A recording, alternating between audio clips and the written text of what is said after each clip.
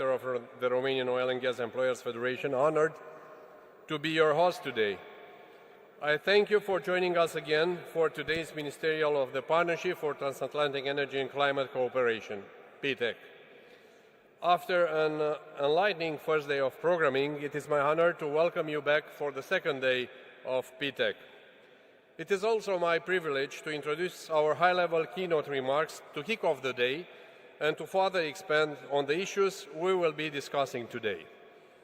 First of all, please welcome Mr. Cosmin Marinescu, Presidential Advisor, bringing to all of us the message from the President of Romania, His Excellency Klaus Weber Iohannis. Mr. Marinescu, the floor is yours.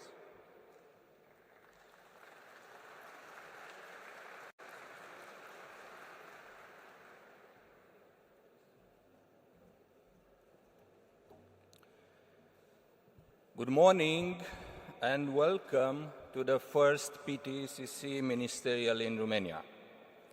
We are convinced that the most important two concepts of the current challenging times, security on the one hand and energy on the other, will merge into a single one, the energy security, as main strategic objective of today's discussions.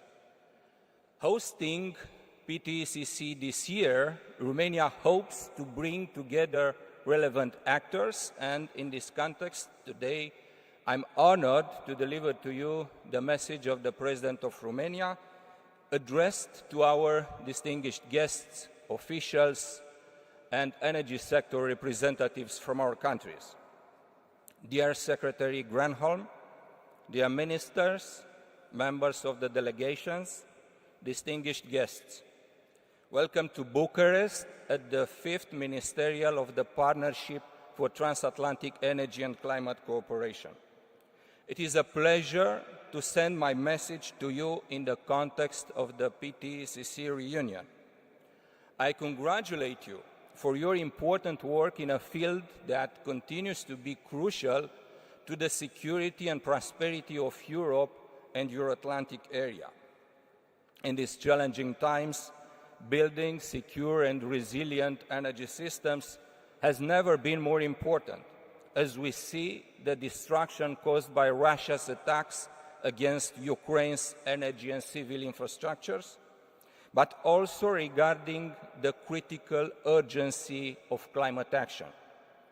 In this complex energy landscape, P-TECC has evolved into a partnership that proves the value-added role of transatlantic ties in devising solutions for energy diversification, energy cybersecurity, decarbonization, and economic resilience. Romania remains a strong advocate for coordinating strategic energy issues, both regionally and across the transatlantic area. Last year, I hosted the Three Seas Initiative Summit, where we focused on improving North-South strategic connections, both in terms of transport infrastructure and energy connectivity. Ladies and gentlemen, my message today is about change, competitiveness, and the need for a performing economy. It is obvious that progress cannot exist without market economy, fair competition, and business entrepreneurship. This is what we aim to do for Romania, also in the energy field and regarding the green transition. Energy has become a pathway to a better future, a cradle for innovation, and, based on recent years' legacy, a call for independence and solidarity. It is obvious that energy security and national security are inseparable. Within the last years, the energy was used by Russia as a weapon to put pressure on EU states that support Ukraine. I am proud of our response to these threats. The energy crisis was a tough test, but EU demonstrated resilience in the face of adversity. Europe embraced humanity, and this is the foundation upon which we can build a shared future. The next decades will bring the greatest industrial transformation of our times. This creates huge opportunities for like-minded partners around the world to join forces even more to invest in state-of-the-art infrastructure regarding clean energy, transport corridors, and digital connections that people can trust. The energy transition is currently a key factor for a sustainable economy. However, once the direction is set, the speed becomes the fine-tuning instrument to preserve and extend the economic competitiveness of our countries in the global context. The EU is facing now competitiveness challenges in acting as a relevant performer on the global market. In this regard, the greenest is not necessarily the strongest, and I believe this is the essential task for public policy decisions, to find the best approach for an optimal balance between green objectives and economic competitiveness. Dear guests, Romania has many valuable opportunities and the energy sector has a great potential. Romania is the third most energy-independent country in the EU, and that is why we can become a real provider of energy security in Central and Southeastern Europe. During recent years, Romania has shown solidarity by providing transit and energy support to Ukraine and Moldova. The reconstruction of Ukraine and the EU accession of Moldova require resilient transportation and sustainable energy infrastructures. Having one of the lowest greenhouse gas emissions per capita in the EU, Romania supports the agreed measures meant to achieve the international and EU targets concerning reducing carbon emissions, at the same time advocating on the importance of natural gas and safe nuclear facilities for an efficient energy transition. In this context, I reaffirm Romania's ambition to develop its own nuclear energy program through enhancing the capacity of our Cernavoda nuclear power plant, but also by exploring innovative solutions such as the small modular reactors technology.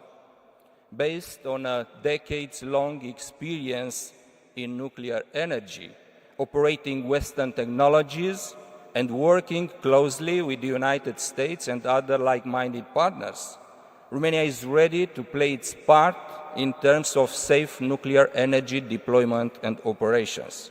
Also, through the natural gas offshore projects of Romania, the Black Sea region becomes a real round table of energy diplomacy, a landmark of unity and cooperation, promoting stability and prosperity on the long run.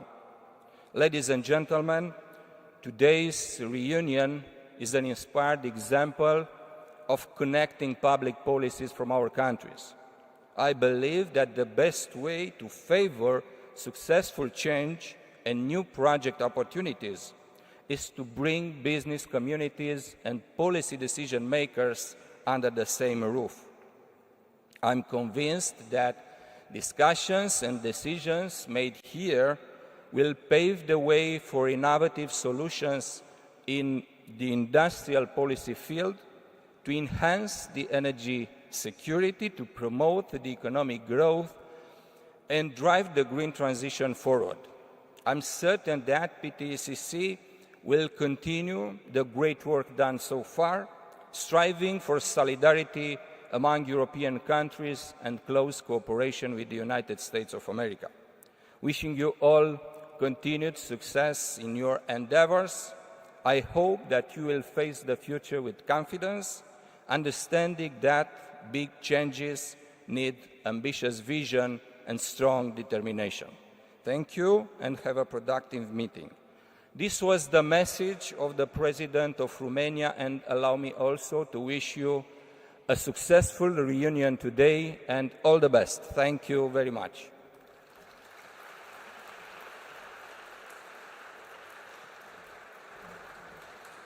Thank you, Mr. Marinescu, for your eloquent words and also for bringing us the presidential message.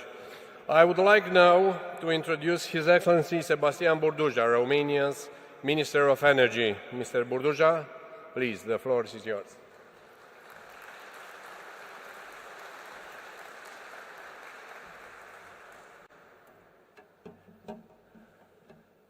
Quite a sight. Secretary Granholm, Commissioner Simpson, ministers, Presidential Advisor Marinescu, distinguished ladies and gentlemen, it's a pleasure and an honor to welcome you again to Bucharest. We had an amazing day yesterday with lots of success in our business forum, and this is indeed the opening of the ministerial part. I want to thank our strategic partner, the United States, the Department of Energy, and Secretary Granholm. Thank you for everything you've done to put this together. I want to thank the European Commission for always being there by our side and bringing us together, as well as all the ministers and officials and colleagues that have traveled from near and far to this city of Bucharest. It's wonderful to have you here. Of course, energy and climate have an inseparable bond, just as inseparable as the bond between the US and the EU.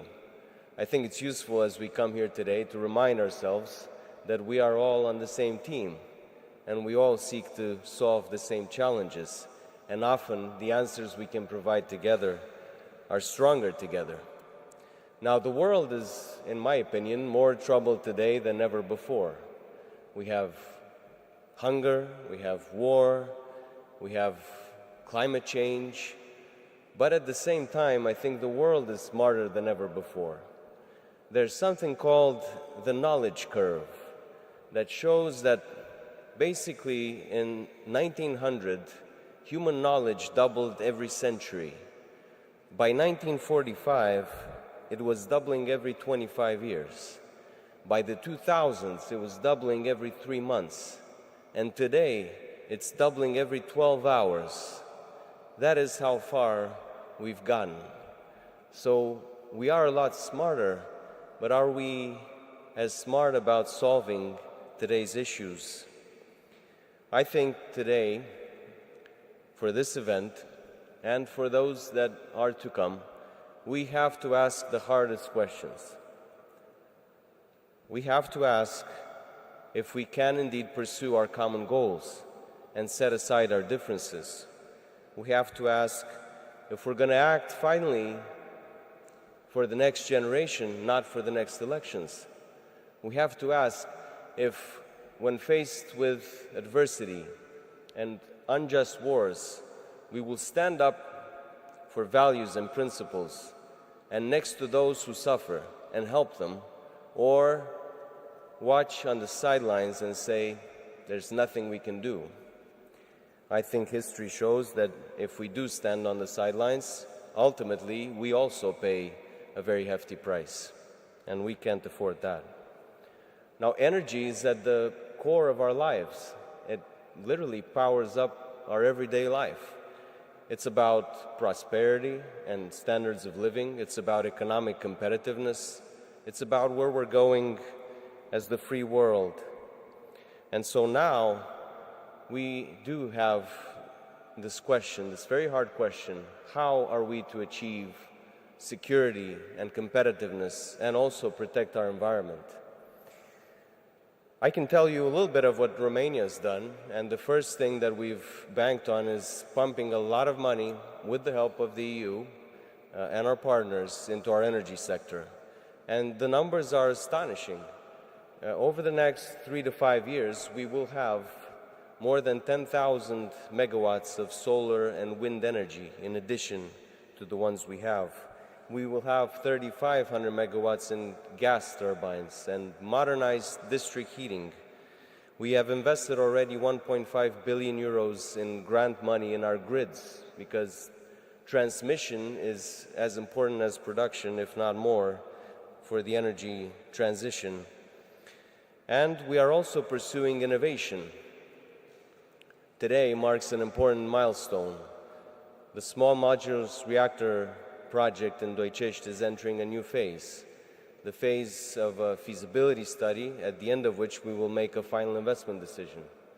I'm very proud of our company, Nuclear Electrica, for spearheading this effort. I'm proud of the Romanian company Nova, that is partner in RoPower, the project company, and I'm proud of NewScale and Fluor, the American companies involved, for pursuing what could be the essential answer to solving many of our challenges.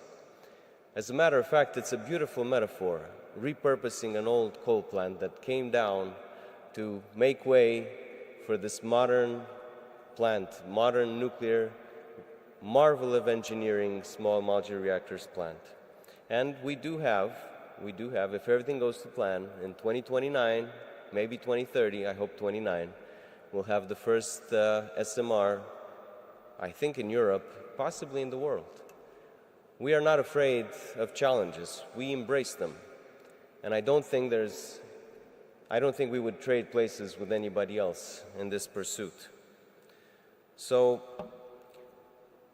in conclusion, if we look at the history of the world and innovation and science and the energy sector, if we study the lives of great minds like Thomas Edison and Nikola Tesla and many others, there's one common trait that unites them all. And indeed, I think that is courage. The courage to dream and the courage to pursue things that humanity has never done before. I think that's also something that characterizes the people in this room. You would not be here right now if you didn't have a bolder vision for the world, for a better world. And I will end by quoting Constantin Brâncuș. He's one of the most famous sculptors in the world. We're very proud of him. As he said, it's one thing to see far, it's another thing to go far.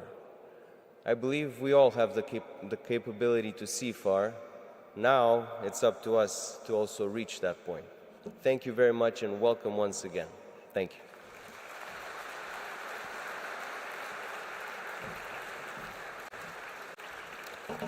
Thank you, Minister. I would like now to introduce the Honorable Jennifer Granholm, U.S. Secretary of Energy, please.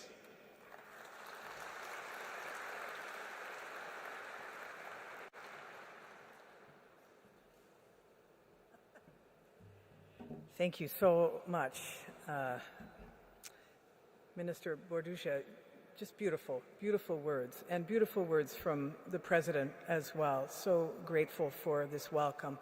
Ambassador, all of the ministers who are here, thank you for your leadership in prioritizing this area and the issues that have been addressed, security and clean energy and climate.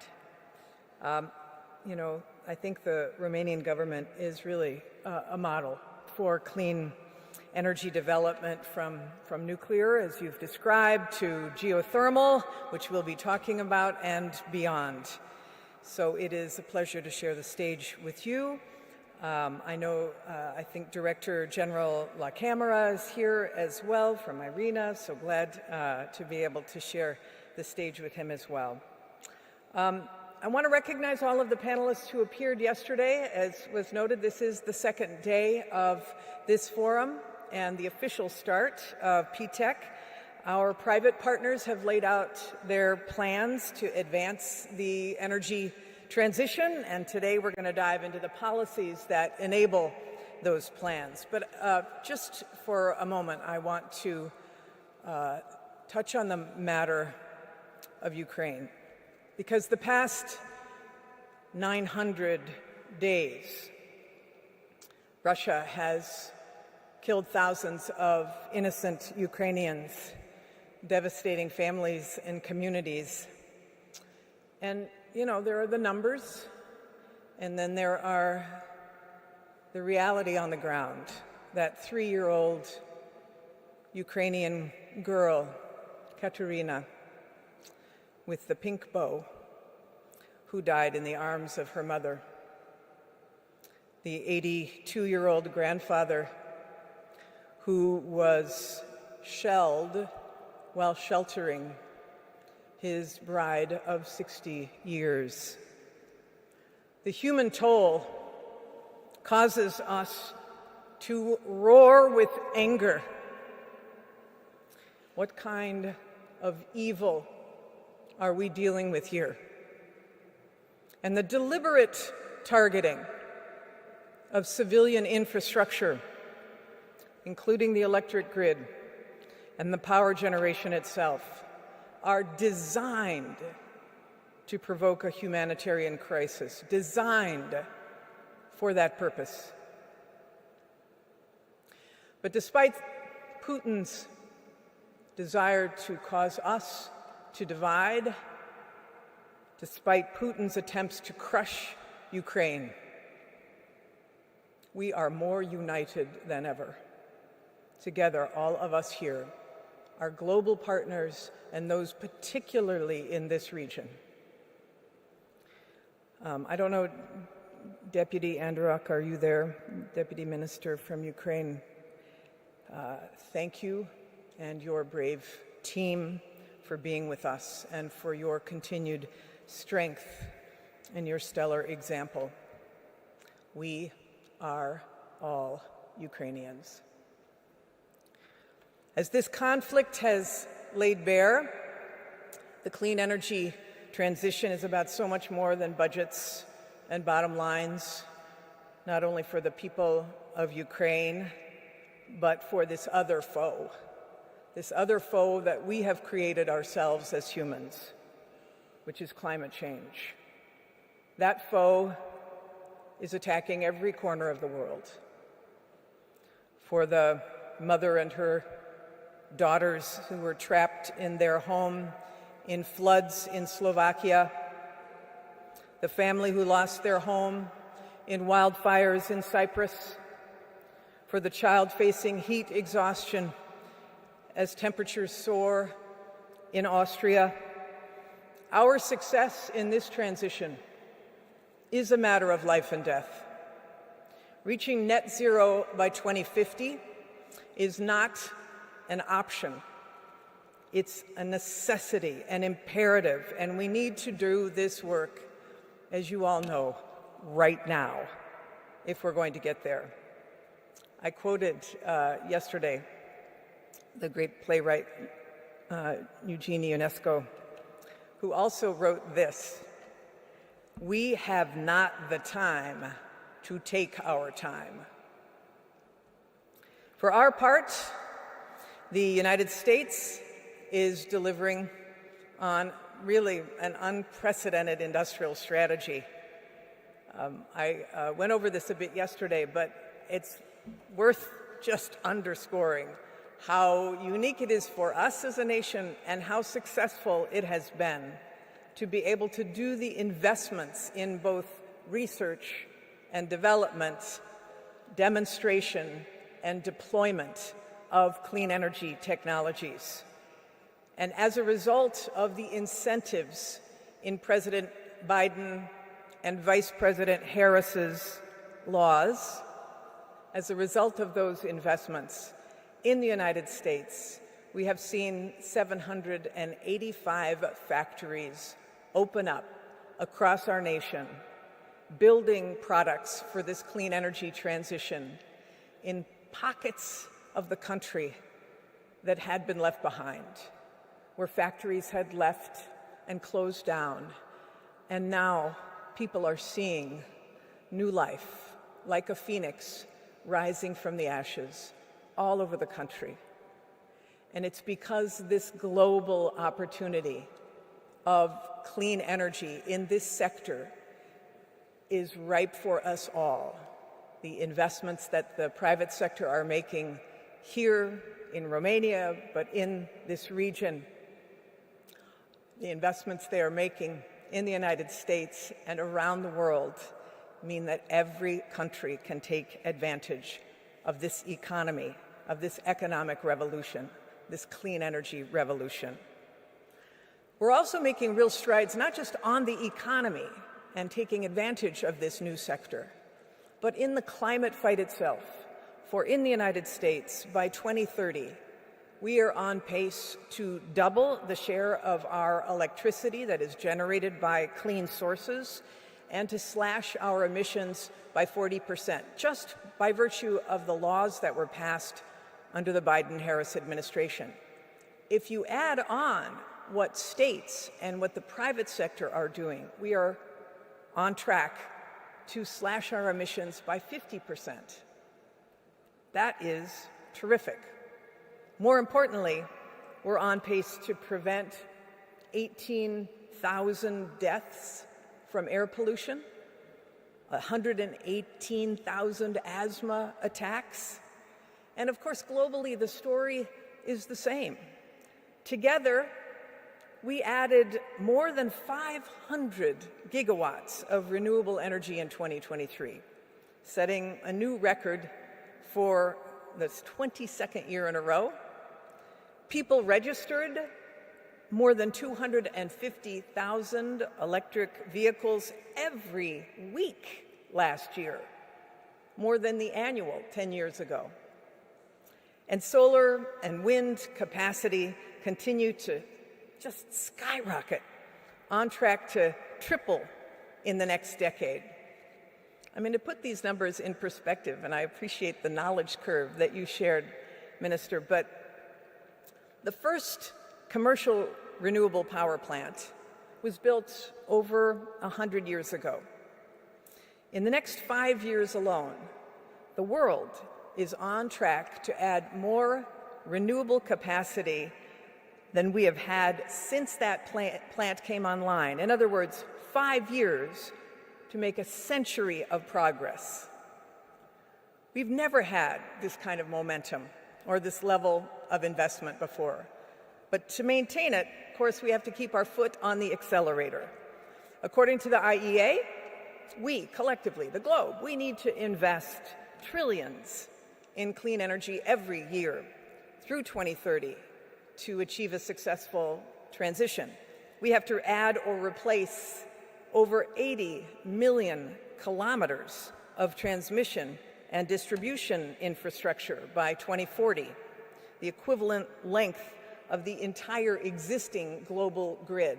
We have to think differently about the grid infrastructure. It is akin to the transportation corridors, to the road and highway infrastructure. We need to invest in it like that piece of infrastructure so critical. And we have to seriously build out the clean energy workforce. We need 1 million electricians by the early 2030s, and that's just electricians.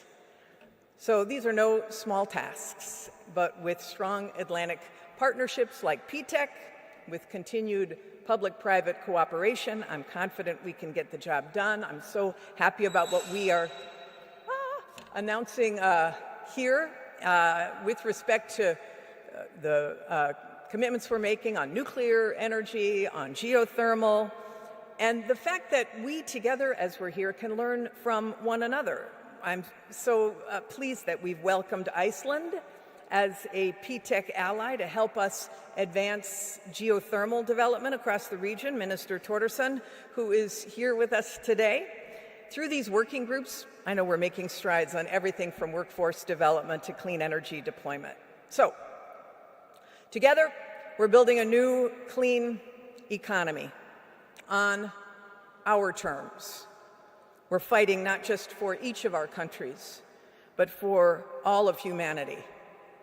Because that mother trapped by floods in Slovakia is my sister, too.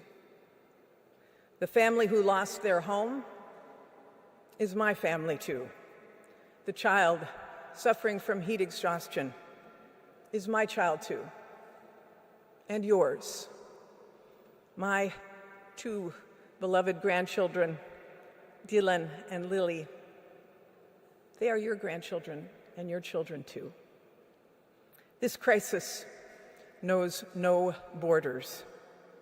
It bows to no kings, and every strike will be more deadly than the last. I'm reminded of an old proverb from tribal communities in the United States, which is, we do not inherit the earth from our ancestors, we borrow it from our children. Today, as we chart our path forward for a clean energy future, we decide what kind of world we will give back to Dylan and Lily and your children and your grandchildren. We cannot afford to choose wrong. Thank you.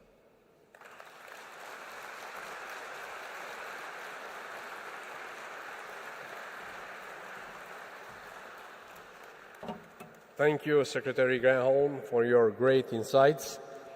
I would like to now introduce the moderator for the next panel on US-Romania SMR cooperation, Jennifer Garden, Director, Nuclear Energy Policy Initiative, Atlantic Council Global Energy Center.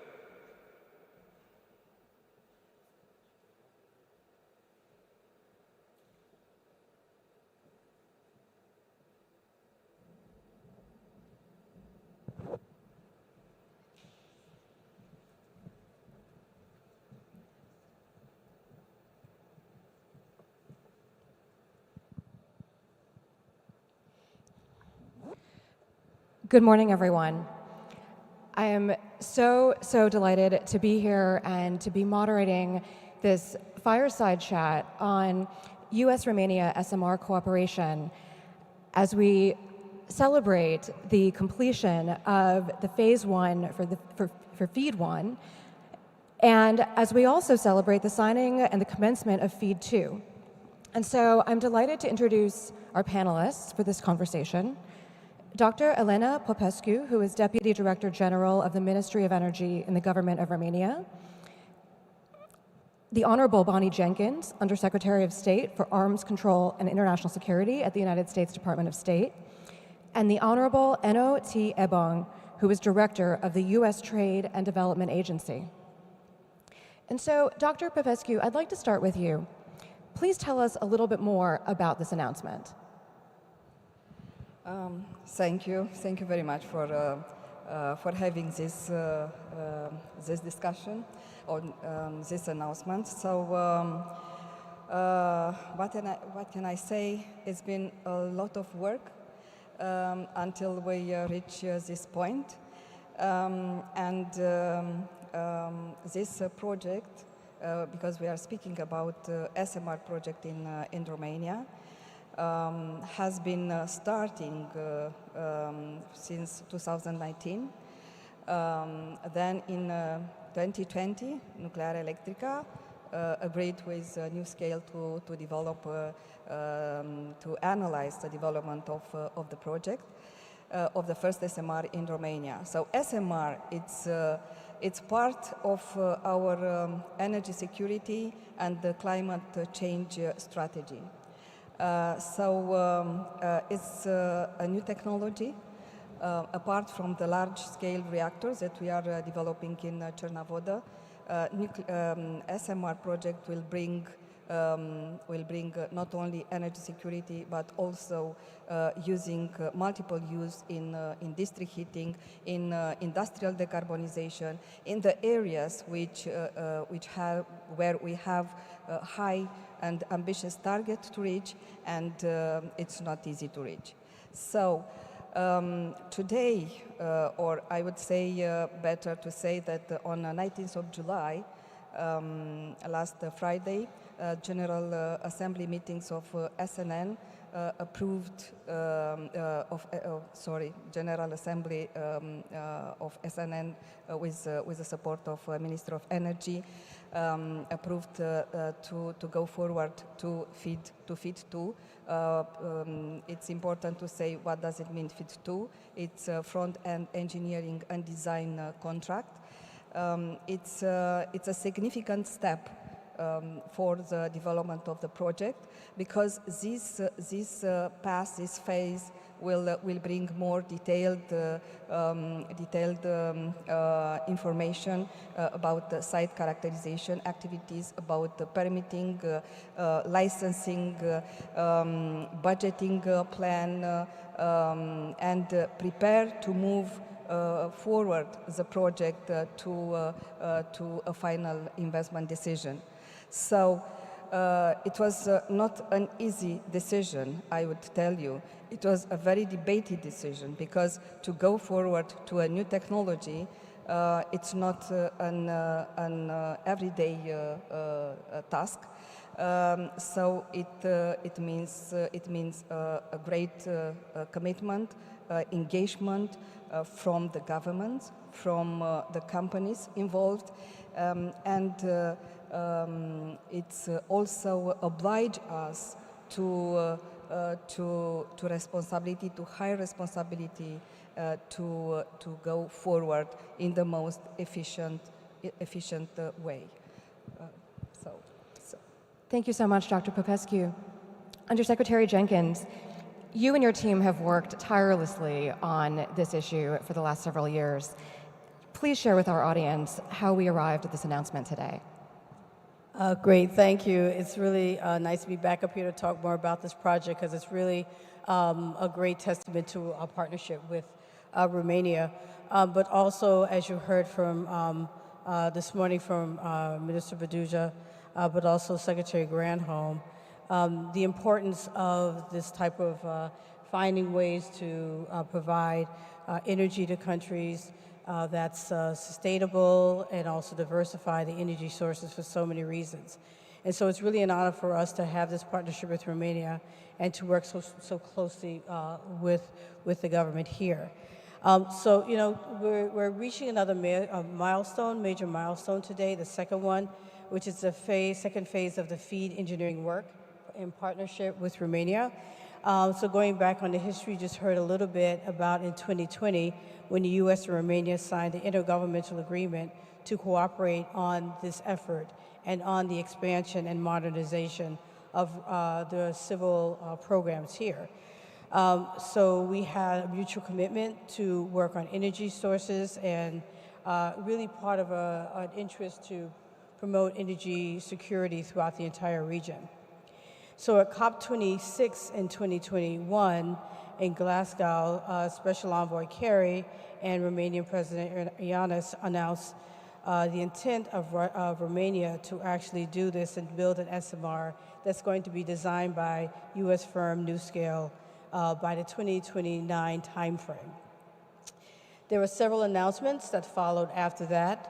A couple of announcements at G7s. There was one at the G7 in 2022 for the financial support for the first phase of the FEED project, and then last year at G7 also more additional announcements for support.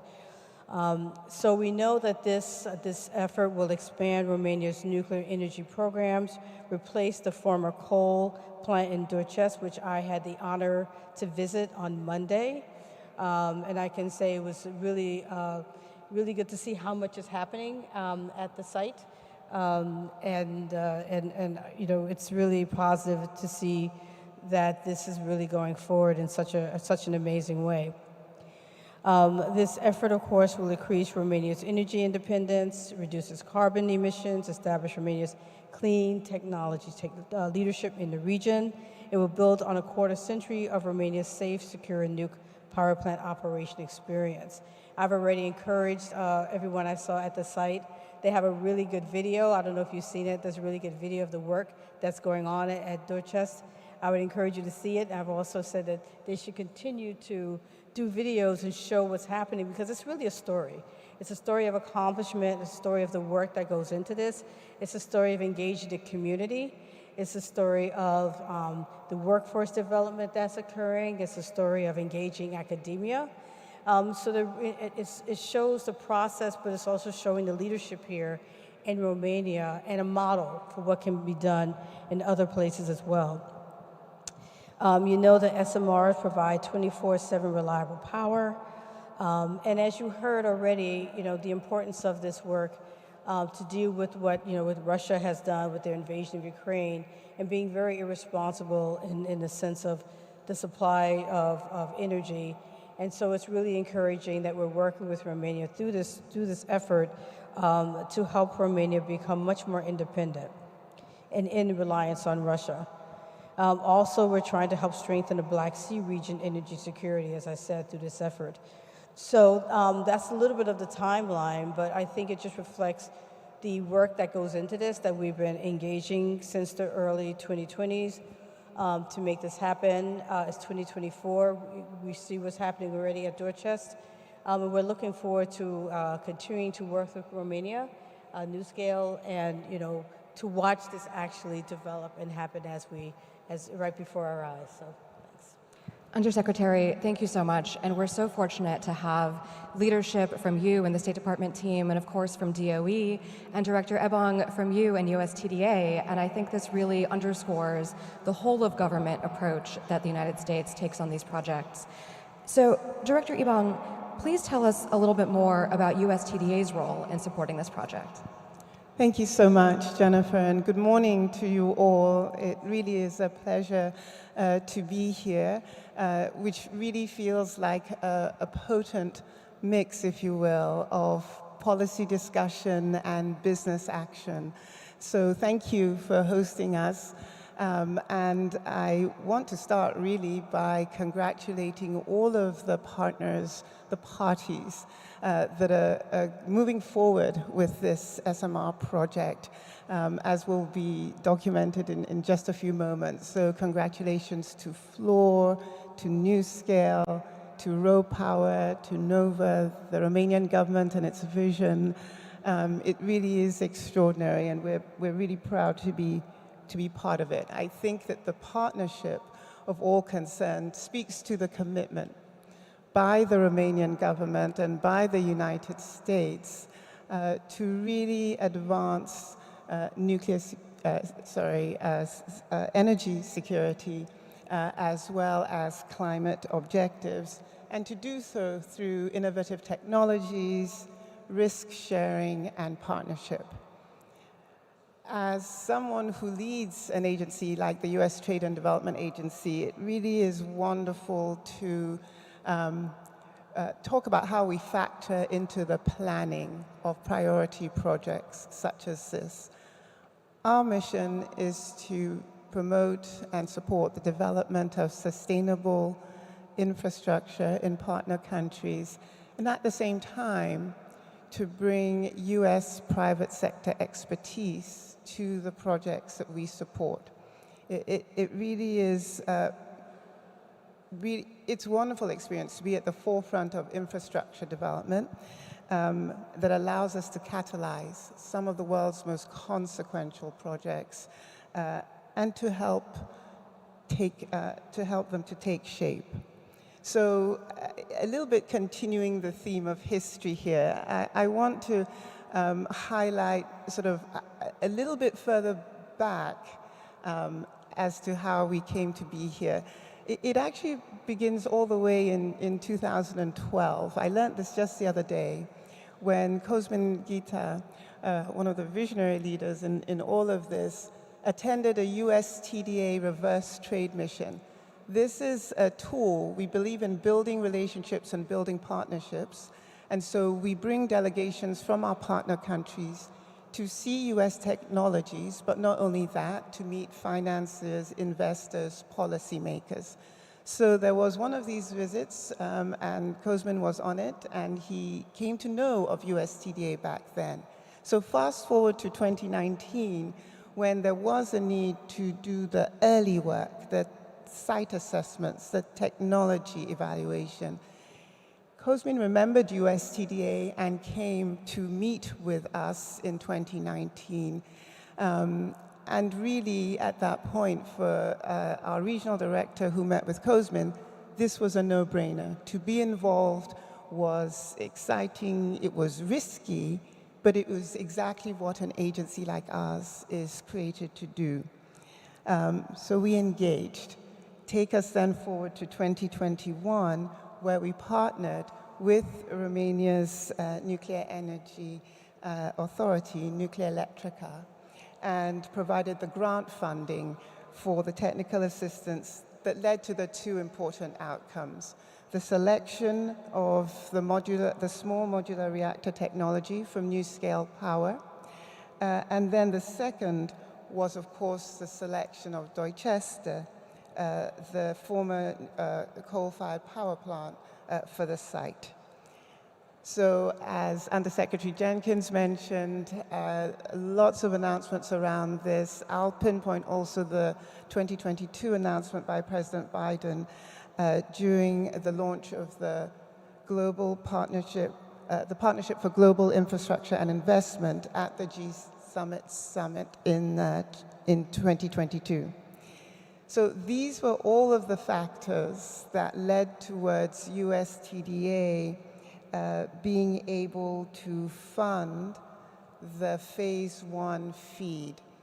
But we didn't do it alone. We did it with critical guidance from our US Department of Energy, from contributions from the US Department of State, and from the Romanian government and from NuScale itself. So it really was a whole partnership of people that got this to this point. Of course, completed in April. The FEED study has provided the basis for the conceptual design and also defined the sequence of work that will take place in phase 2. So I'll come to a close with my initial comments to say we are proud of our partnership with Romania, and we thank all of our partners, really, for demonstrating that an industry-driven, partnership-focused, whole-of-government approach can produce results where both Romania and the United States benefit. So I'll close there.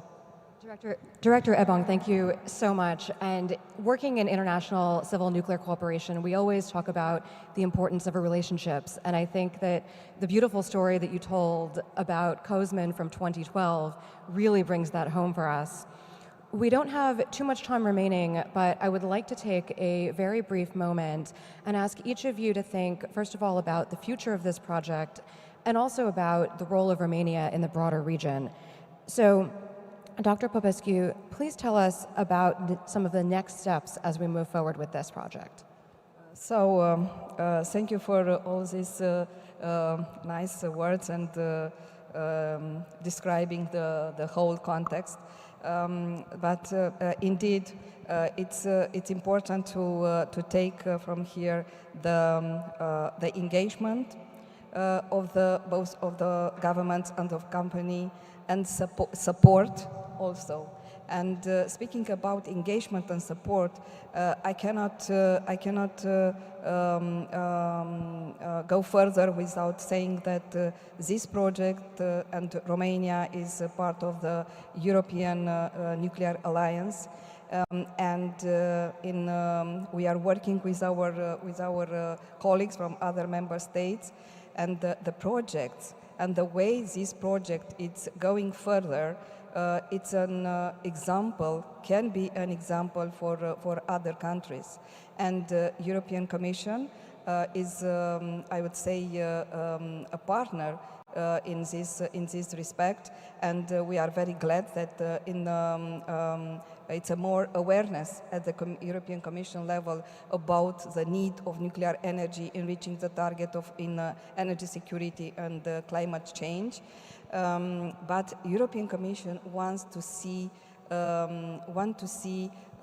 development, want to see progress, and I think this milestone of signing FEED 2 for the SMR project in Romania proves that our work and our engagement are there, and with the support of the governments, because being a new technology without support, having support from the government is not possible to go further.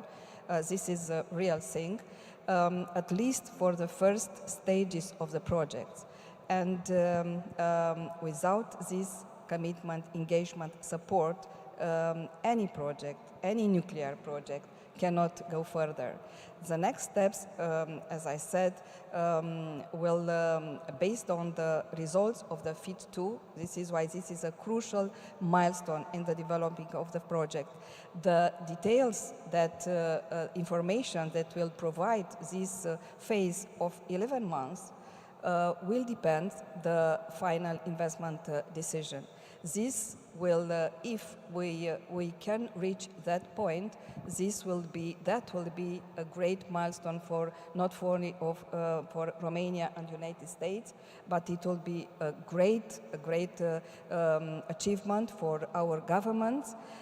Because they put an great effort on this, and also it will be an important milestone for European nuclear development in this time of planning of energy for the future, for 2030 and then for 2050 towards net zero emission. So it's with this I would like to invite, not before finished our fire chat, but I will invite everybody which wants to attend the signing ceremony in Bălcescu room for signing FIT 2, sorry. It's a front-end engineering and design contract between Fluor and raw power. Thank you so much, Dr. Popescu. And Undersecretary Jenkins, I know that we could probably talk for an hour about or many more hours about all the projects and initiatives that the State Department is supporting in this region, but just give us a few high-level takeaways, please. Yeah, thank you for that. One of the things that we realized early on is that with this, what I call it like a nuclear renaissance in a sense, or nuclear energy for so many things. We're talking here about, energy itself and climate change, but nuclear energy is being used for so many things, including food security, water security issues, as well as cancer treatment. And in the context of what we're talking about today, we recognize that as we broaden nuclear technology around the world, we also want to help provide capacity building to help train on nuclear technology around the world as countries bring on this new nuclear technology, not only for just basic training, but also because we want to do this in a responsible way. And what I mean by that is we want to make sure that countries also take into considerations that nuclear technology should be done in a way that's safe, secure, and take into account issues of nuclear proliferation, which, we have a treaty, nuclear non-proliferation treaty that we also want to uphold to. So we want to have this done in a responsible way. So between wanting to ensure we help with capacity building and also make sure this is done in a responsible way, we've been able to build on past success we've had on the capacity building around the world. And we started something called the FIRST program, which is called the Foundational Infrastructure for the Responsible Use of Small Modular Reactors, which is FIRST for the acronym, which was launched in 2021 at the Leaders Summit on Climate. And this is a way in which we have been working with over 40 countries to provide capacity building on nuclear technology issues. So we're engaging countries in Sub-Saharan Africa, Central and Southeast Asia, Latin America, Eastern and Central Europe, and of course, here in Romania as well. We have several countries who are on the waiting list, 17 or so, and so I think that shows the interest in this kind of work. We work very closely with other parts of the government on this. We work with academia, we work with other experts in actually providing this capacity building. The other thing I wanted to mention is another project under FIRST, which is called Project Phoenix.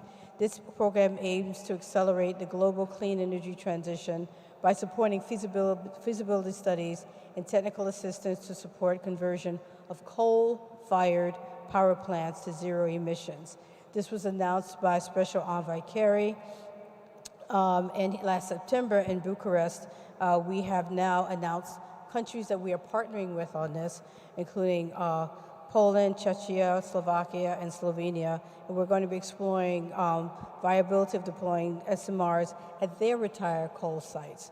So we are working with countries around the world. We recognize, as I said, taking advantage of this interest in nuclear energy for clean energy, providing resources and flexibility in what countries want to do in terms of addressing climate change, but also making sure that we adhere to our goals and responsibilities under international agreements. And I just want to end also by saying how much this has been a wonderful whole-of-government approach. both here and in Romania. I have to say a thank you to my folks in my International Security and Non-Proliferation Bureau, which worked so hard on this issue, and with other parts of the U.S. government and other parts of Romania, and think tanks and others, and my colleague, Kirsten Cutler, who has done so much work. So thank you for this. Thank you so much, Undersecretary Jenkins. And Director Ebong, finally, please give us, again, just a few high-level takeaways on what USTDA is doing to support energy security and decarbonization goals more broadly. Thank you, and such an important question, and for us, again, in the early stages, it gives really an opportunity to think comprehensively about both energy security and decarbonization. I think as a project preparer, we always think about the long term. And so what I would like to really emphasize is the importance of patience in the process of planning, that it does take some time to bring these projects to fruition, but without doubt, it's worth the wait. Just to give an example of work that we as an agency was involved in back in 2008, 2009, when we funded the feasibility study for developing and building an LNG import terminal at Klaipėda in Lithuania. That terminal did not come online until 2014, but fast forward to 2022 and all the difference that import terminal has made to ensure an alternative source of energy for not only Lithuania, but the Baltic states around, for Poland and for Finland. So being able to dig in, do the hard preparatory work, and stick with it as you go through planning and implementation and financing, I think is very critical. And it's also a point that is resonant with what we are embarking on today with respect to small modular reactor technology. And so in terms of what we're doing now with security and also decarbonization, it kind of feeds in, is growing this nuclear portfolio, is taking risk as we did with new technologies, but also not forgetting established technologies as well. I'll point to the work that we did, again, as a whole-of-government approach with the private sector as well, to support Poland as it was looking to stand up its first ever nuclear plant. And working with Westinghouse, Bechtel, DOE, State, we were able to support the FEED study for that project, and now, of course, is very much in process.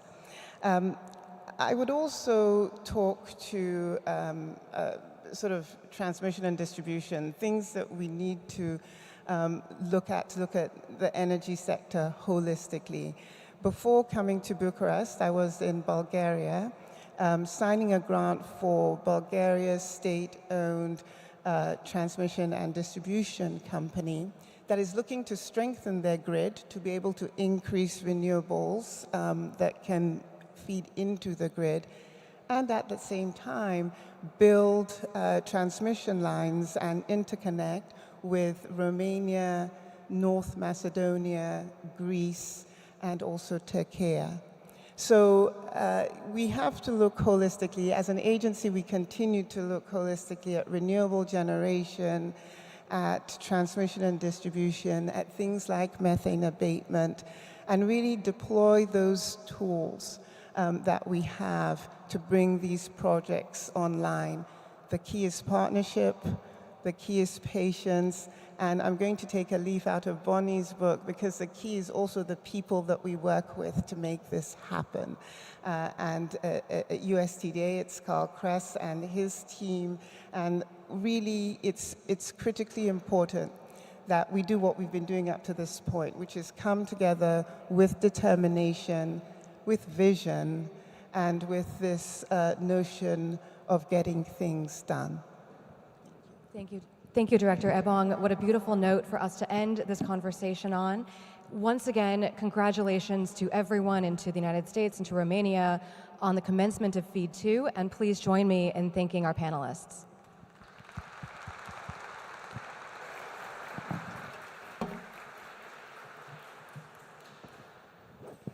Thank you, Jennifer. Thank you, dear panelists, for an insightful discussions. And now I would like to introduce the Honorable Marisa Lago, U.S. Undersecretary of Commerce. The floor is yours.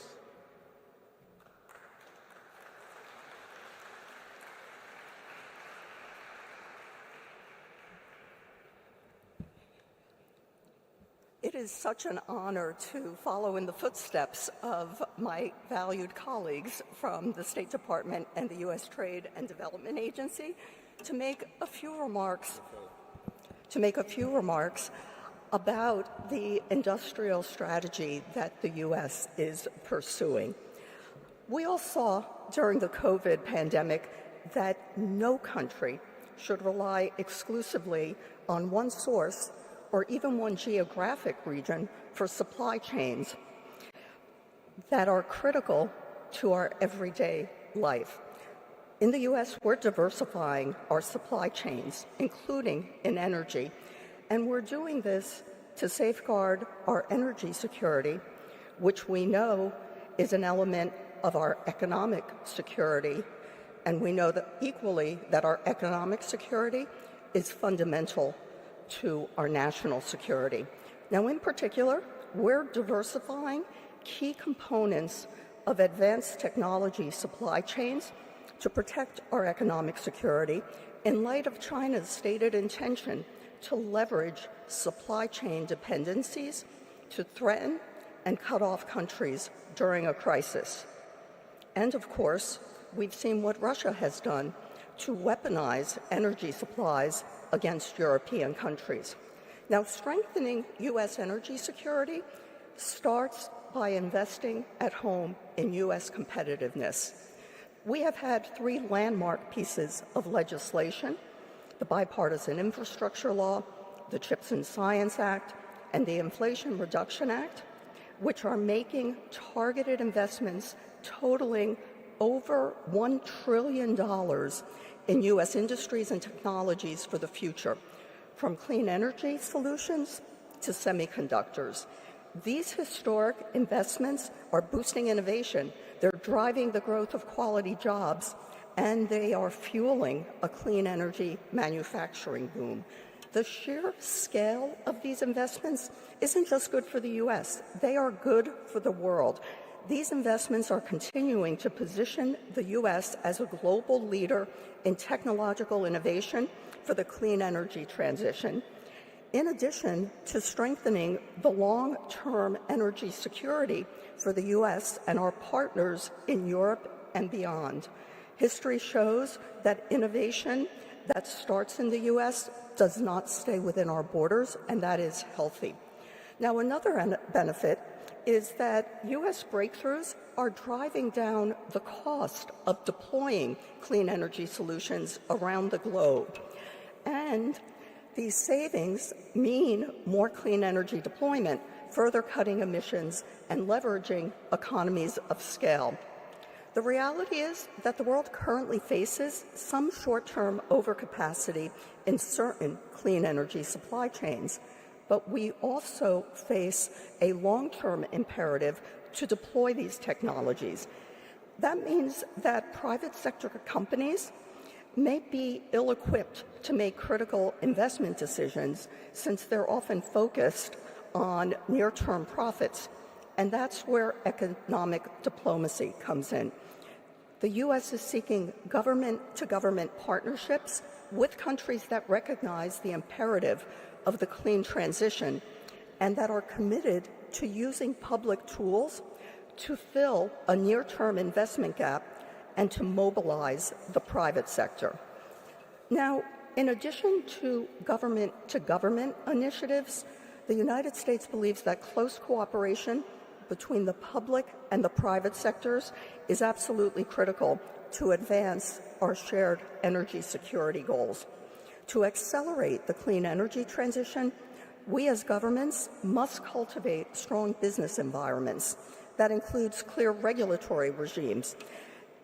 These clear rules of the road will allow the private sector effectively to conduct business in international markets and attract investment.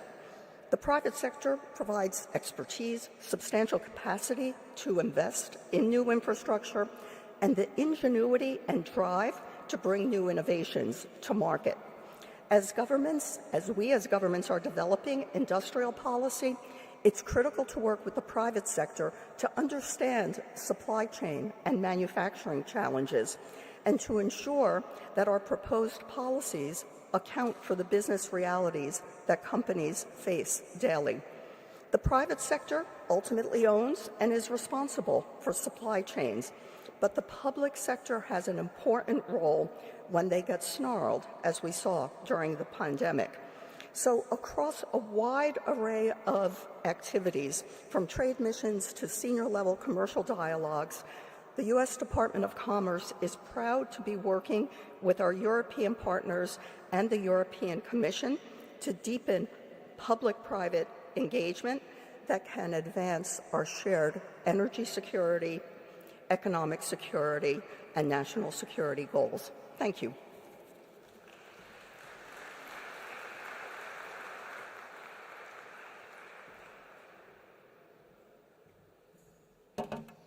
Thank you, Mrs. Lago, for your keynote remarks.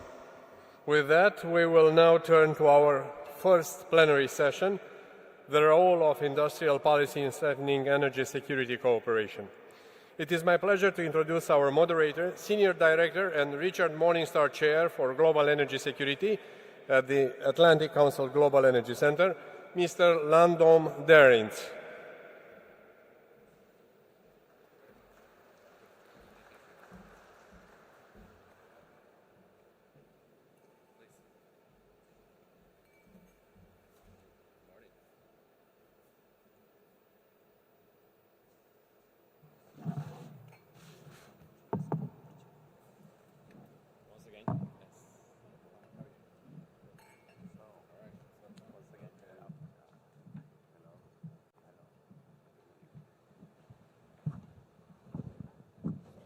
Well, good morning and welcome to the P-TECC Ministerial. I'm Landon Darins, Senior Director of the Atlantic Council Global Energy Center, and really excited for a conversation on the role of industrial policy in strengthening energy security cooperation across the Transatlantic Partnership. In her remarks yesterday and today, Secretary Granholm referred to a, quote, unprecedented, unique transformation of U.S. policy to embrace a new industrial policy lens to be an enabler of the energy transition and to strengthen U.S. energy security. Many of us that follow this space are anxiously awaiting a report from Mario Draghi, the former Prime Minister of Italy, on EU competitiveness and a plan for action for the EU as well. Whether through the IRA and the bipartisan infrastructure law or the Green Industrial Plan in the European Union, the U.S. and the EU are taking steps to secure energy security and accelerate the energy transition through industrial climate strategies. This is why our first plenary session of the P-TECC Ministerial today is on this topic, because as the U.S. and Europe continue to adapt their net zero and industrial energy policies over the course of a very busy political season, it's imperative that we continue to align our climate and energy goals together, including through industrial policy. To have this conversation, I'm very excited today to be joined by an esteemed group of panelists, beginning to my left with State Secretary for Romania, from the Romanian Ministry of Energy, Dan Drogan, Peter Szijjártó, Minister of Foreign Affairs and Trade for Hungary, Christoph Balista, oh sorry, I'm getting out of my order here.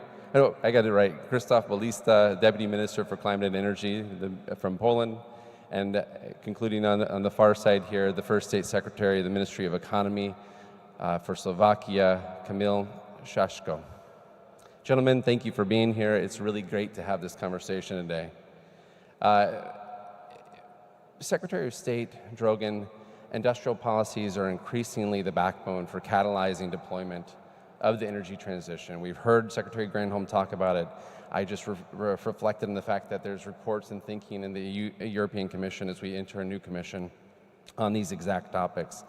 How has EU industrial climate and energy policy evolved over the past few years, and how is Romania addressing the climate crisis through through industrial policy? Yes, good morning, ladies and gentlemen. It's a pleasure for me to be here today. I have also the opportunity to talk about energy policy on Romania and how we are facing in the last years all these challenges. We know that everything, let's say, started previously with the Green Deal policy developed and promoted by the European Commission. Then we started with the pandemic situation when industry has to face very high prices and challenges in terms of ways for buying and having a sustainable, reliable partner for supplying raw materials. Then we faced the third challenge that started with the Russian aggression against against Ukraine, when we have to find another ways to stop some routes and to find new reliable partners that will allow to continue the activities. All these three challenges bring important challenges to all the industrial sectors, especially to energo-intensive sectors. In order to face all these challenges, Romanian Ministry of Energy allowed access to all this industry to more flexible instrument for financing, new financing in order to become, for all these customers, industrial customers, to become more independent from energy sources. Therefore, we succeeded and helped them to find new sources of providing raw materials, if we are referring to gas and oil. And also we provide them instruments in order to install their own production facilities in terms of renewable energy. All these measures helped the industry to pass this time period.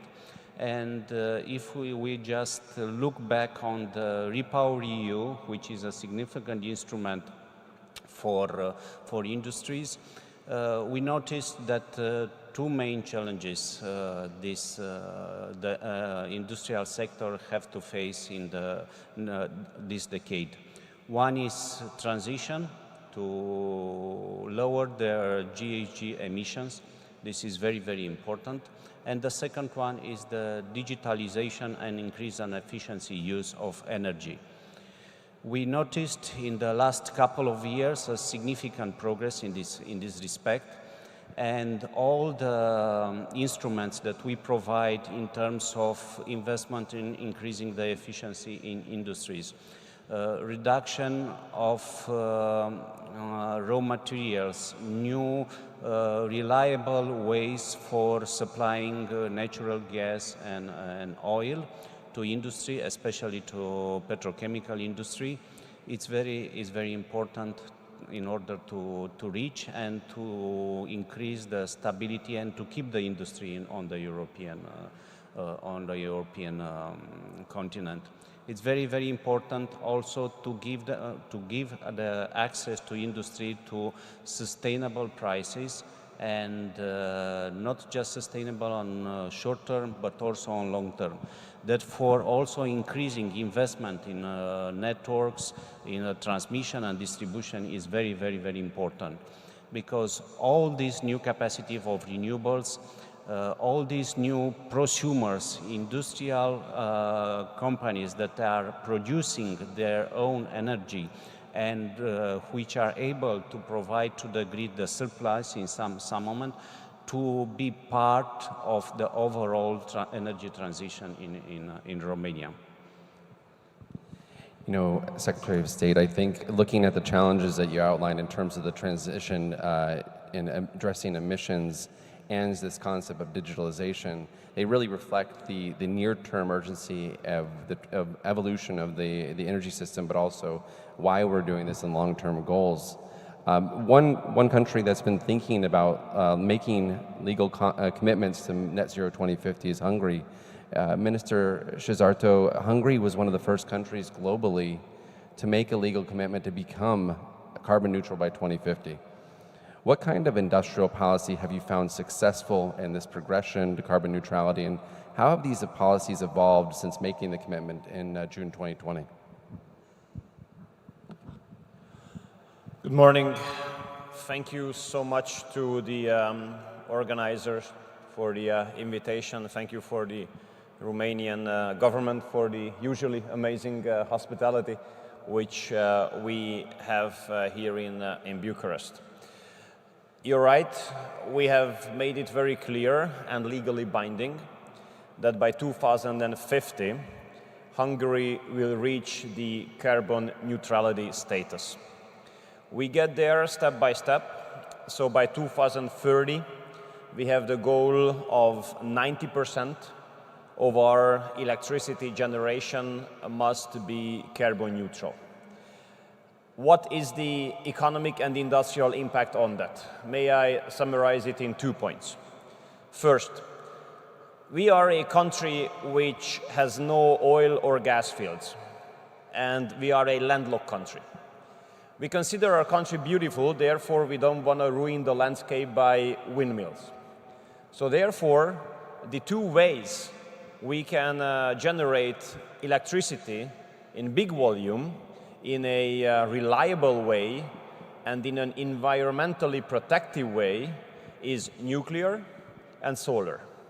Now, when it comes to nuclear, we all know that there are a lot of ideologically motivated debates going on about nuclear energy, and I'm happy that in this regard, the majority of the EU member states and the United States can work together as pro-nuclear countries. Currently, we have 50% of the electricity generated in Hungary generated by nuclear. And we have decided to build 2 new reactor blocks which will be connected to the grid by the beginning of the next decade. They will add 2,400 megawatts to the already existing 2,000 megawatt performance. These 2 new reactors will help us to increase the share of nuclear when it comes to generating electricity to 70%. And with these 2 new reactor blocks, we will be able to decrease the emission of ours by 17 million tons of CO2 on an annual basis. And we can reduce our gas imports by around 2.5 to 3 billion cubic meters, annually speaking. With the nuclear investment, we will create 3,000 jobs directly and around 11,000 indirectly. The construction and the operation of the 2 new blocks will increase our GDP for the 60-year-long period somewhere between $50 and $65 billion. The 2 new reactors will ensure the safe and carbon-neutral supply of electricity to 1.8 million households in Hungary. If we compare the nuclear investment to any other carbon-neutral electricity generation investments, we see that this multiplicator impact on economy is the best when it comes to the nuclear investments. May I also say that we are in the preparatory phase to initiate the prolongation of the lifetime existence of the already operating 4 reactor blocks of ours, adding to a 2,000 megawatt of performance. Now, when it comes to solar, during the last 8 years, we have increased our, during the last 5 years, we have increased our solar capacity 8 times. Currently, we have a 6,700 megawatt solar performance in the country, which has reached 47% of the entire power plant capacity of the country. The second point, how the carbon neutrality can contribute to our economic performance, comes through automotive industry. Hungary is in a unique position. We are, when it comes to automotive industry, we are one of the 3 countries in the world where all 3 German premium car makers are having factories. All 3 of them have located very important aspects of their electricity strategy into Hungary. And we are the only country in Europe where 5 of the top 10 biggest electric battery manufacturing companies are present. All of them are Eastern, of course, among them the market leader. And they cooperate very, very tightly with the German automotive companies. So German electric cars running on Chinese electric batteries. This is the reality, and they are working together in Hungary very tightly. Imagine there are Chinese and German factories which have been built on neighboring plots, not only in the same city, same country, but on neighboring plots in order to be able to supply each other. Now, if you are not able to carry out the electricity transition, the electric transition of the automotive industry and transportation, we will not be able to reach our climate goals and environmental goals. Therefore, I do believe that the electromobility transition will have a huge impact on the European economy. Currently, Hungary has the 4th largest capacity of production of electric batteries. As the big investments happening in Hungary now will conclude, we will be number 2 in the world. We are not targeting position number 1 because that's China, and we don't want to put unrealistic expectations before ourselves. So, nuclear industry, solar industry, and the transition of the automobile industry. These are 3 main pillars of our long-term growth, and they are all stemming from our position of becoming carbon neutral by 2050. We'll have an opportunity to dig into the critical mineral supply chain and supply chains a little bit later, which I think relates to this conversation about China and batteries. And immediately preceding this conversation, we had a discussion about nuclear, and I think reflecting on the consequence and the long-term nature of those relationships, it was really important to watch the growing aspect of Romania's relationship with nuclear as well with the United States. So excited to see that growth. Deputy Minister Bolesta, I keep seeing a trend on Twitter, and it's showing Poland's GDP vis-a-vis other countries, and it's on a very nice trajectory. But when I look at that, I also reflect on the fact that Poland has one of the most carbon-intensive economies in Europe, with an energy mix that historically had a significant weight of coal in the mix. So having a country that has a strong industry to begin with, how is industrial policy playing a role in decarbonizing Poland's economy and promoting a diversification and energy security of resources as well? Thank you, and thanks for having me. It's great to be on the panel, and not only because I'm very close to the air conditioning units. I think I just wanted to point out three things in terms of what industrial policy role is in a transition. I think, first of all, we need to realize that energy transition is basically a very big societal change.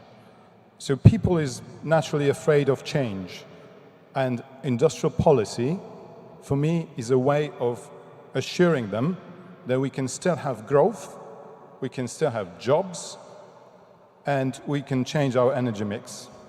So that's number one. Number two is that this is a new paradigm of energy security. Industrial policy in the European Union for some time, we've been relatively naive about energy transition. We didn't really care from where the technology came from. We just wanted to reduce emissions. Now we have finally embraced that, access to raw materials, critical raw materials, access to clean tech. This is something that is part of industrial policy, new industrial policy, but it is also very much part of energy security. And, for example, Poland will take the presidency of the European Union after Hungary in 6 months, more or less. And one of our priorities of our presidency will be to design or to think about the new paradigm of European energy security. And for me, this is very much, this very much includes also a component of industrial policy. Because we should really care where the technology is coming from. And we should really make sure that it's also produced in Europe. Because you can only go to a mining region and say, listen, we have an energy transition, we have industrial transition, but there will be jobs, there will be growth, don't worry. And it will be affordable. And that's the point number 3 of the role of industrial policy, growth and jobs. And let me give you just 3 stories that, for me, from Poland, signify what the future could look like. You mentioned batteries. Poland today is leading the European market in manufacturing of batteries for cars. One factory, which is owned by LG Chem, has invested 3 billion euro, and it's currently responsible for almost 2% of Polish exports. One factory is responsible for 2% of Polish exports. And it's around 10,000 employees, 10,000 jobs. Second example, Solaris Bus, the leading electric bus manufacturer in Europe with 15% of the market. Again, 3,000 jobs, leading exporter in electric buses. And looking into the future, we are expanding our offshore wind capabilities. Well, of course, you cannot do that. You don't have access to the sea. We are quite privileged in that part. So, yeah, exactly. And you have to live with what you have. And so, 2 factories that have been announced, 3,000 jobs, parts of offshore wind turbines. So this shows you how industrial policy could play a role and why it is really, really crucial to actually keep people on side with energy transformation, because otherwise we will not do the transformation. I think we're going to have a very hearty conversation then about the supply chains in a moment here. Before we pivot to this conversation around new reliances on China and others because of the influence they have over the supply chains, I do want to go to Secretary of State Šeško to have a conversation about the transatlantic relationship to date. At last year's P-TECC, the United States Department of Commerce and the Slovak Ministry of Economy signed a joint declaration on industrial and commercial cooperation in the energy sector. I think the Deputy Minister just spoke of the importance of indigenous jobs and opportunities affiliated with the energy transition, but P-TECC is founded in the idea that we are stronger in a transatlantic partnership, so that does include North America as well. How has this agreement helped foster bilateral cooperation on energy infrastructure in your country, and what kind of public-private partnerships have you found to be particularly successful as an outcome in the past year over this process? Thank you. Thank you very much, and also on my side, thank you for the organization and great hospitality of the hosts here. I will react to your question, but perhaps if I may make some general remarks on what the distinguished speakers before me said, and perhaps to put something not controversial but more fruit for the discussion, because when I see the topic of this panel, and it often comes to my mind that the role of industrial policy in strengthening energy security, and I'm thinking whether it should not be turned around, whether the energy security not as a goal but as a tool to achieve the new industrial policy for Slovakia, for Hungary, for Poland, for Romania, for Europe, to be competitive at the global stage.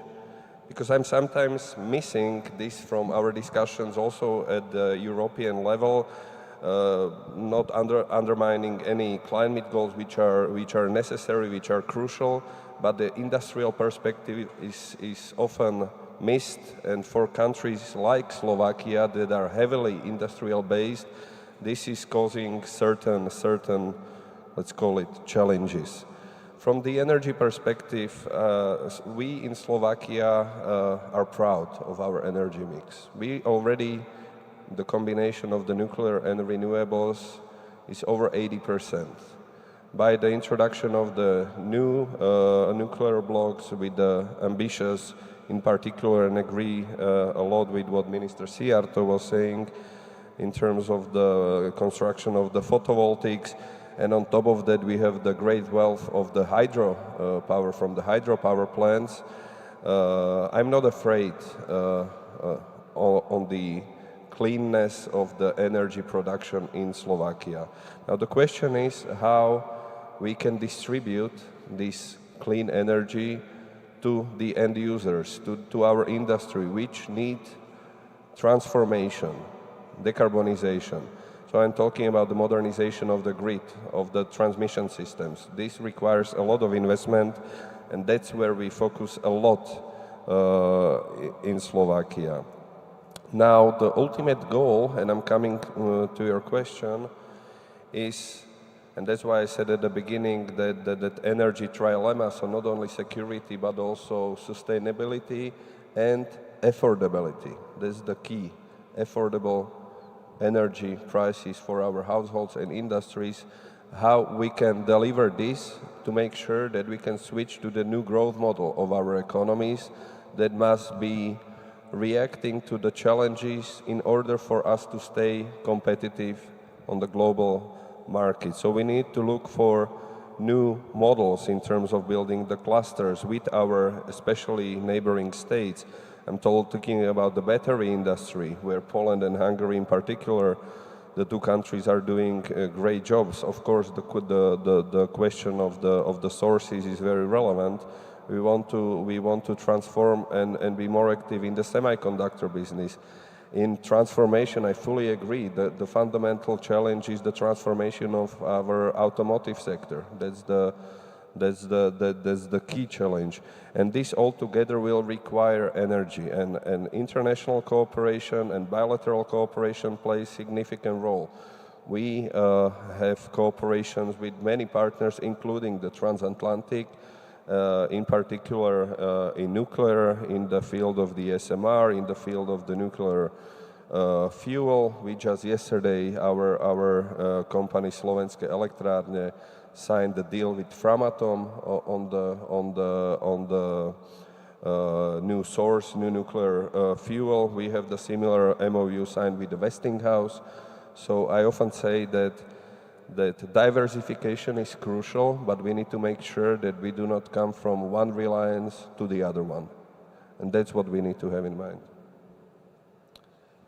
Secretary of State Drogan, I want to give you a chance to reflect on your colleague from Slovakia's comments about energy security as a tool for achieving a new industrial policy in a moment in the wake of Russia's ill-advised and aggression in Ukraine and the pursuant energy crisis that's come from that. You know, is industrial policy there to promote energy security, or is energy security an application for a new industrial policy? Yes, what we have noticed after the unprovoked aggression of Russia against Ukraine, Europe realized that we rely on mostly one source of raw materials, one source of natural gas and oil. And from this perspective, we realize that it's very, very important to have diversified route, more reliable partners in this respect. And of course, with more sources of supplying, of course, the security has to increase. In this respect, I think Romania has is well positioned in terms that already 80% of the natural gas is produced locally, onshore, and we expect by 2027 to be able to cover all the internal needs, all the raw materials, all the energy needed for industry on domestic market, onshore and offshore. Of course, we have a responsibility also to provide security in the region, which is very, very important. And I am pretty sure that Romania will play a significant role in this development and security in the region. The second, one of the main pillars, as already my colleagues already mentioned, is the increase of renewable sources. Here we have to, because there is a source that will need huge investments, that's for sure, installing new generation facilities, but also in terms of network on the transport and distribution, also to increase cooperation and exchange with the neighboring country, new capabilities for transfer of electricity, when will be a surplus of solar in Hungary and will be a surplus of wind production in Romania. So all the region has to increase the interconnectivity in order to bring security and reliable electricity to end customers. One important pillar in terms of providing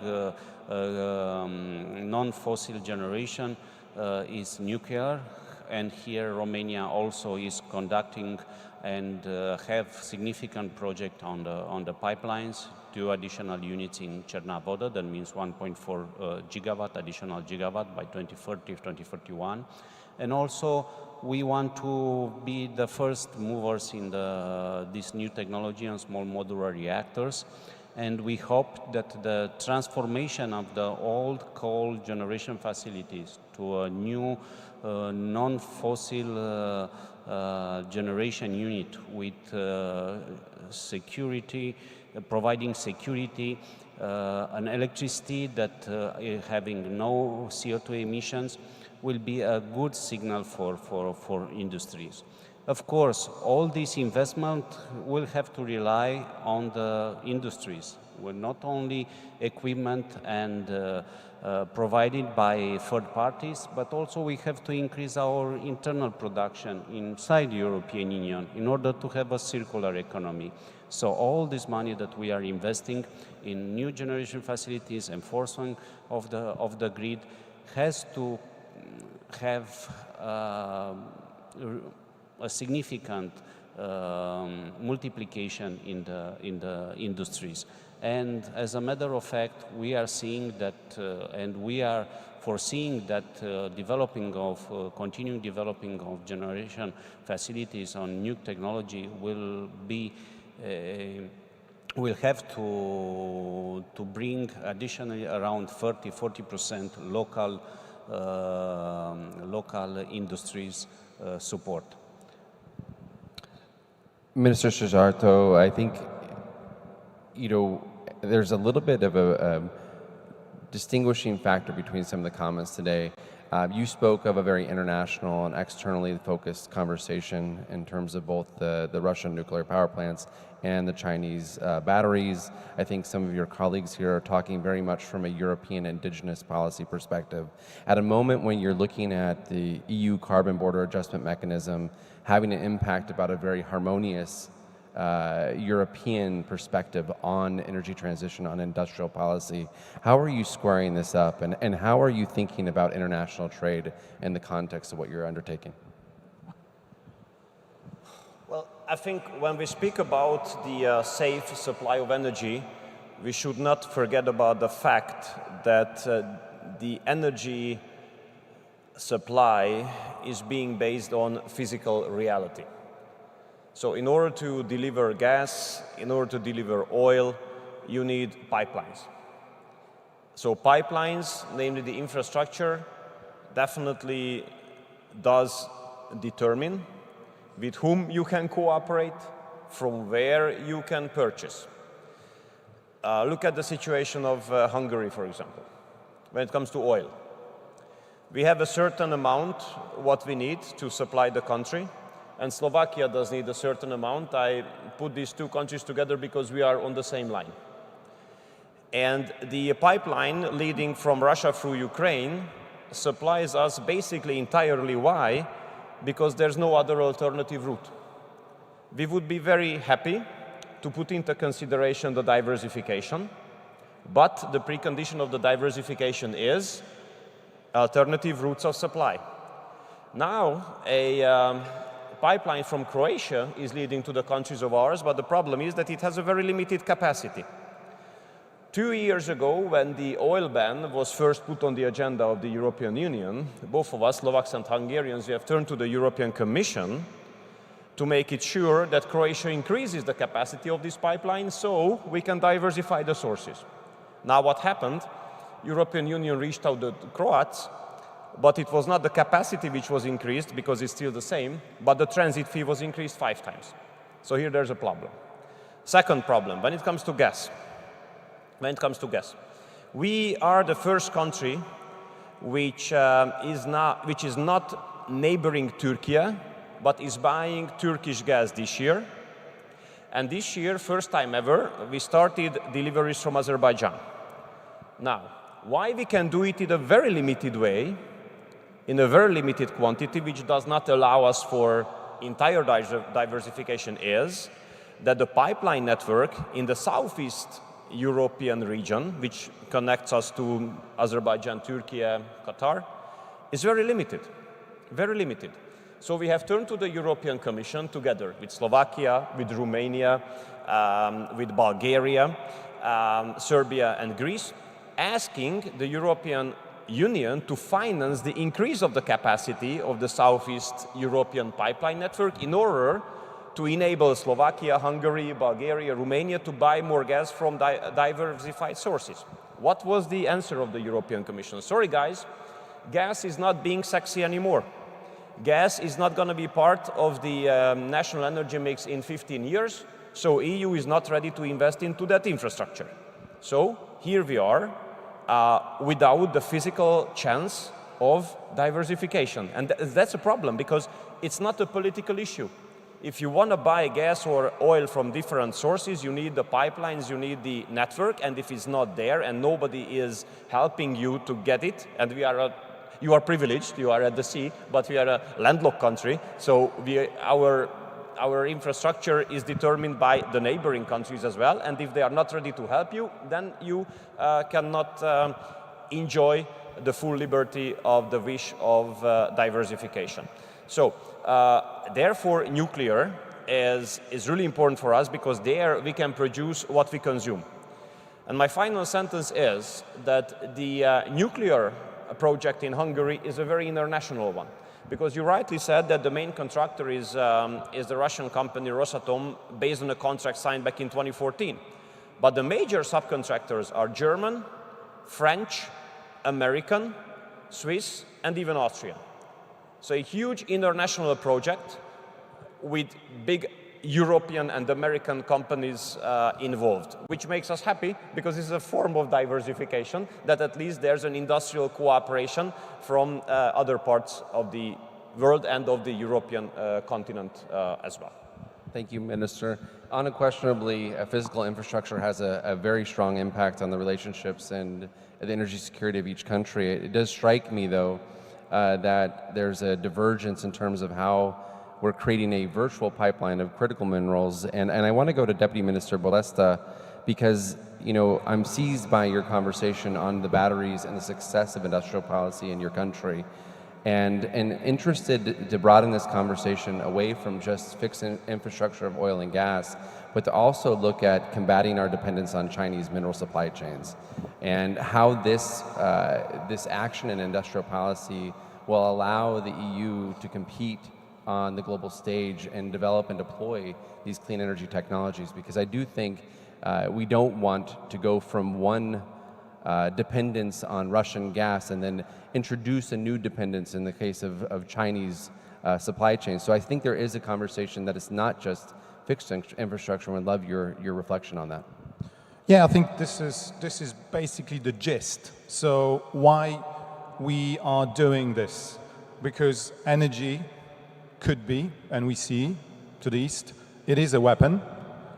And switching away from fossil fuels, imported fossil fuels, will have us to reduce our import bill.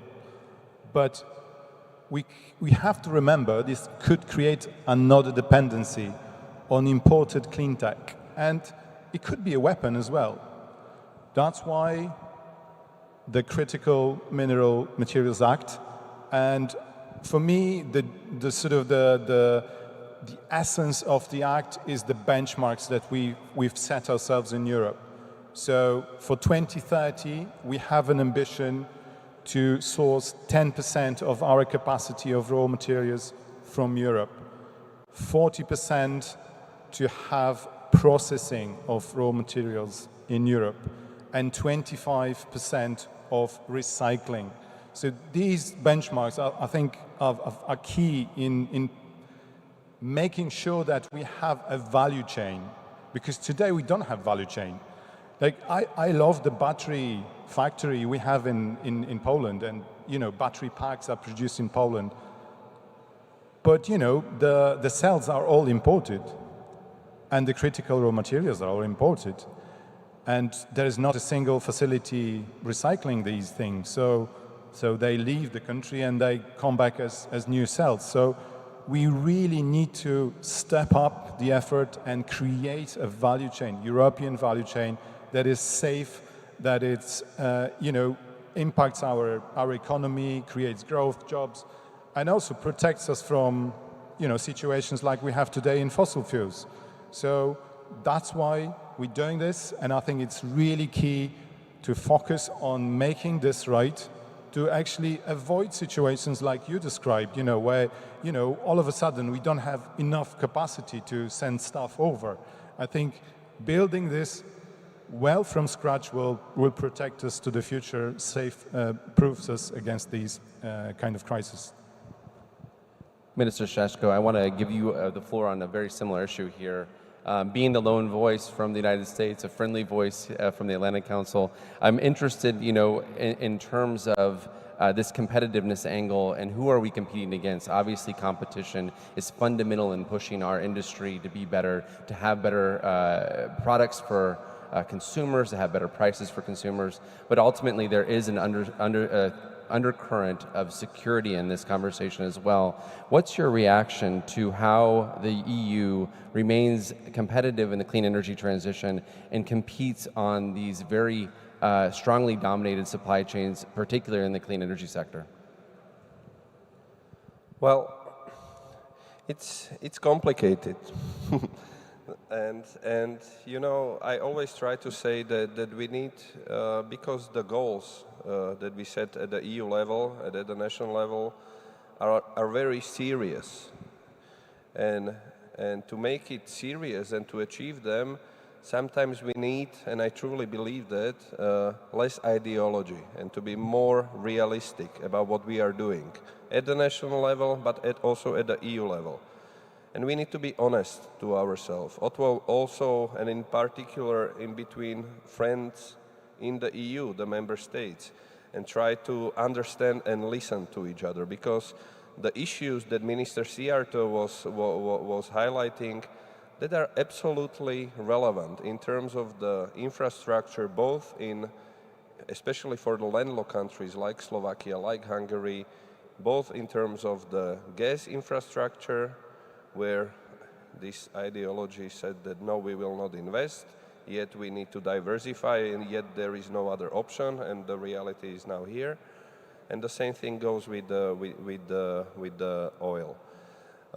Then when we talk about the clean tech, and also for the transformation, for example, of the automotive sector, so the batteries and the photovoltaics, we know that the goals are ambitions. At the current moment, we, as Europe, do not have the resources. And it's questionable whether we will have these resources in 5 years or in 10 years.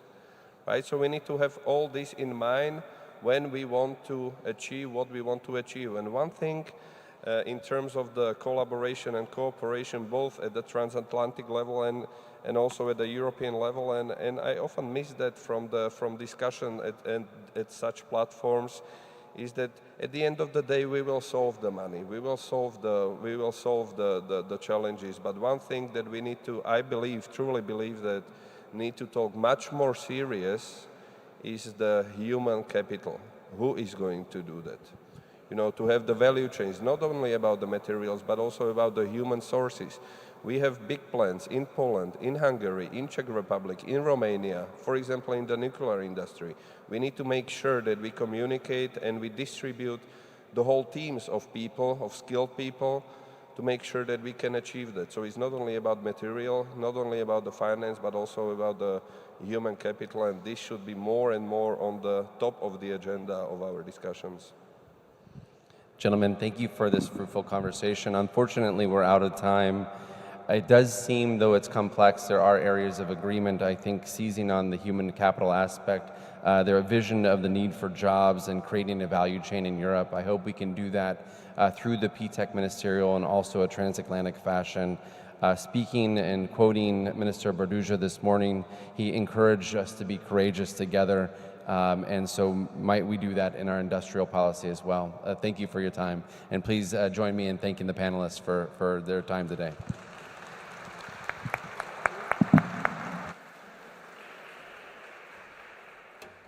Thank you, Landon, for moderating yet another very interesting and challenging conversation. Thank you. Let's take now a short coffee break for the following 10 minutes, and we will come back for the second plenary session soon. So see you soon in 10 minutes.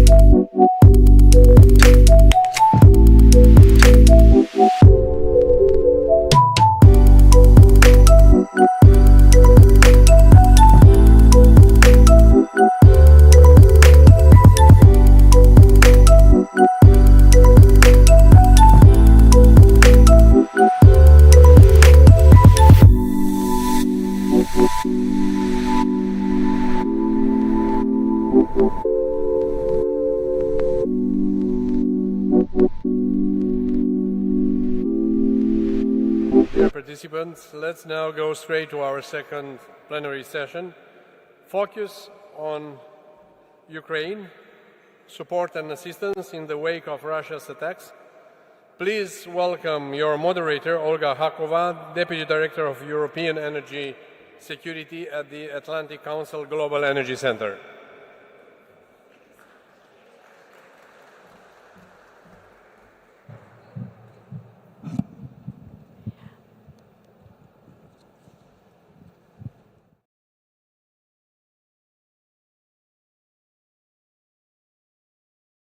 With us for the second day of P-TECC, today's ministerial, and continuing these really important discussions. Again, my name is Olga Hakova. I run our European energy security work at the Global Energy Center.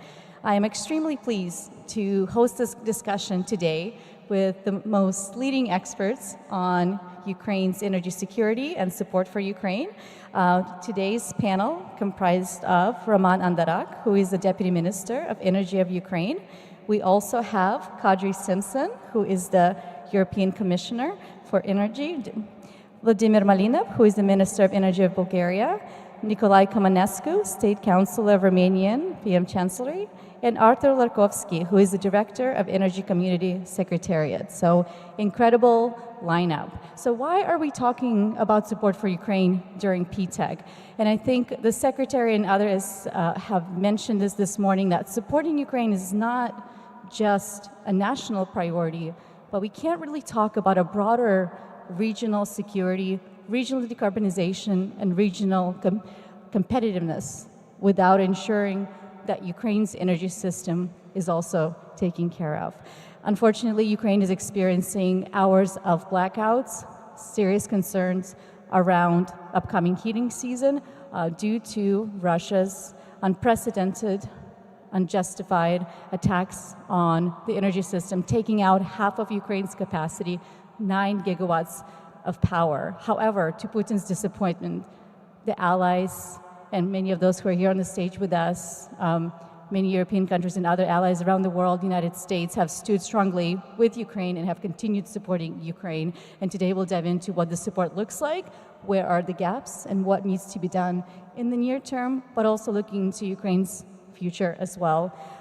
Deputy Minister, maybe start with you. Give us some more insight into the current situation and what are the priorities for supporting Ukraine, especially when we look at this heat, this extreme heat right now, and electricity outages during this really, really hot summer. Thank you very much, Olga, dear Commissioner, Minister, colleagues. First of all, I would like to thank you. Personal regards from Minister Galushenko, who has to cancel his participation at the very last moment because of the situation in the energy sector. But he is with us, and I debrief him regularly on our discussions. I'm also very grateful for bringing these issues on the agenda of this forum. I'm very much pleased to speak in the company of such good friends and such distinguished audience. As you rightly mentioned, the attacks, they take place daily, basically. Russia targets all sectors of our energy sphere, generation, thermal generation, base generation, maneuverable generation. They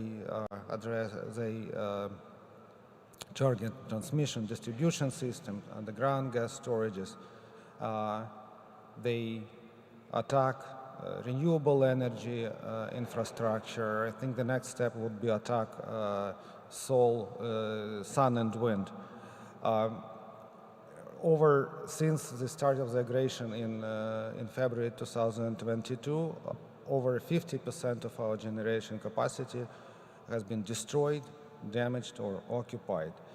Since March 2024, only since March 2024, 3 months have passed, due to massive targeted missile attacks comprising of hundreds of missiles, drones of different technologies, different precision, different damaging force.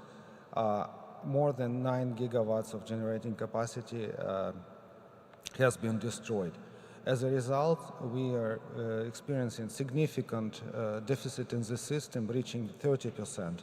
30% of the consumption of the needed power.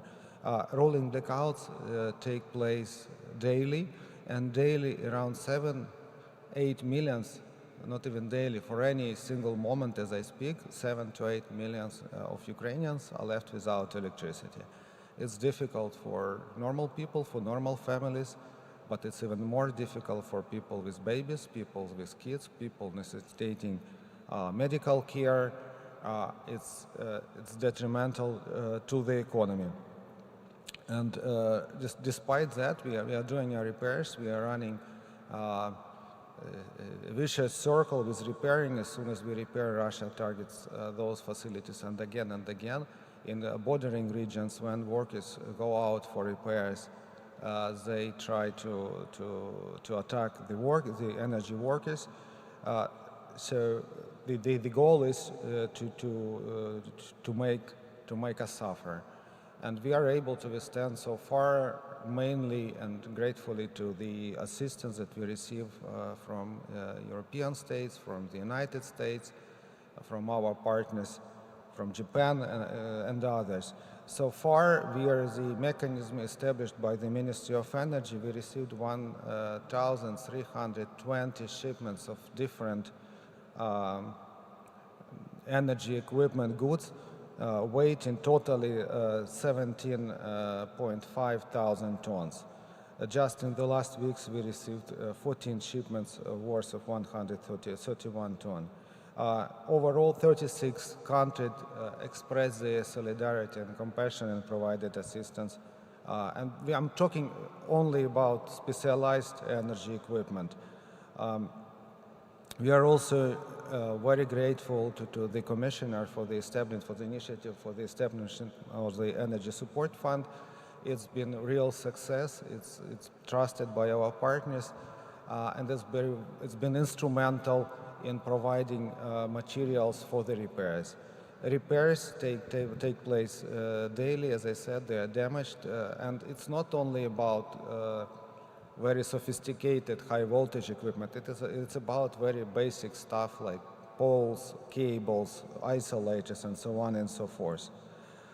So far, the fund has accumulated 412 million euro from 14 countries and 2 international organizations. However, unfunded needs are much bigger. The needs include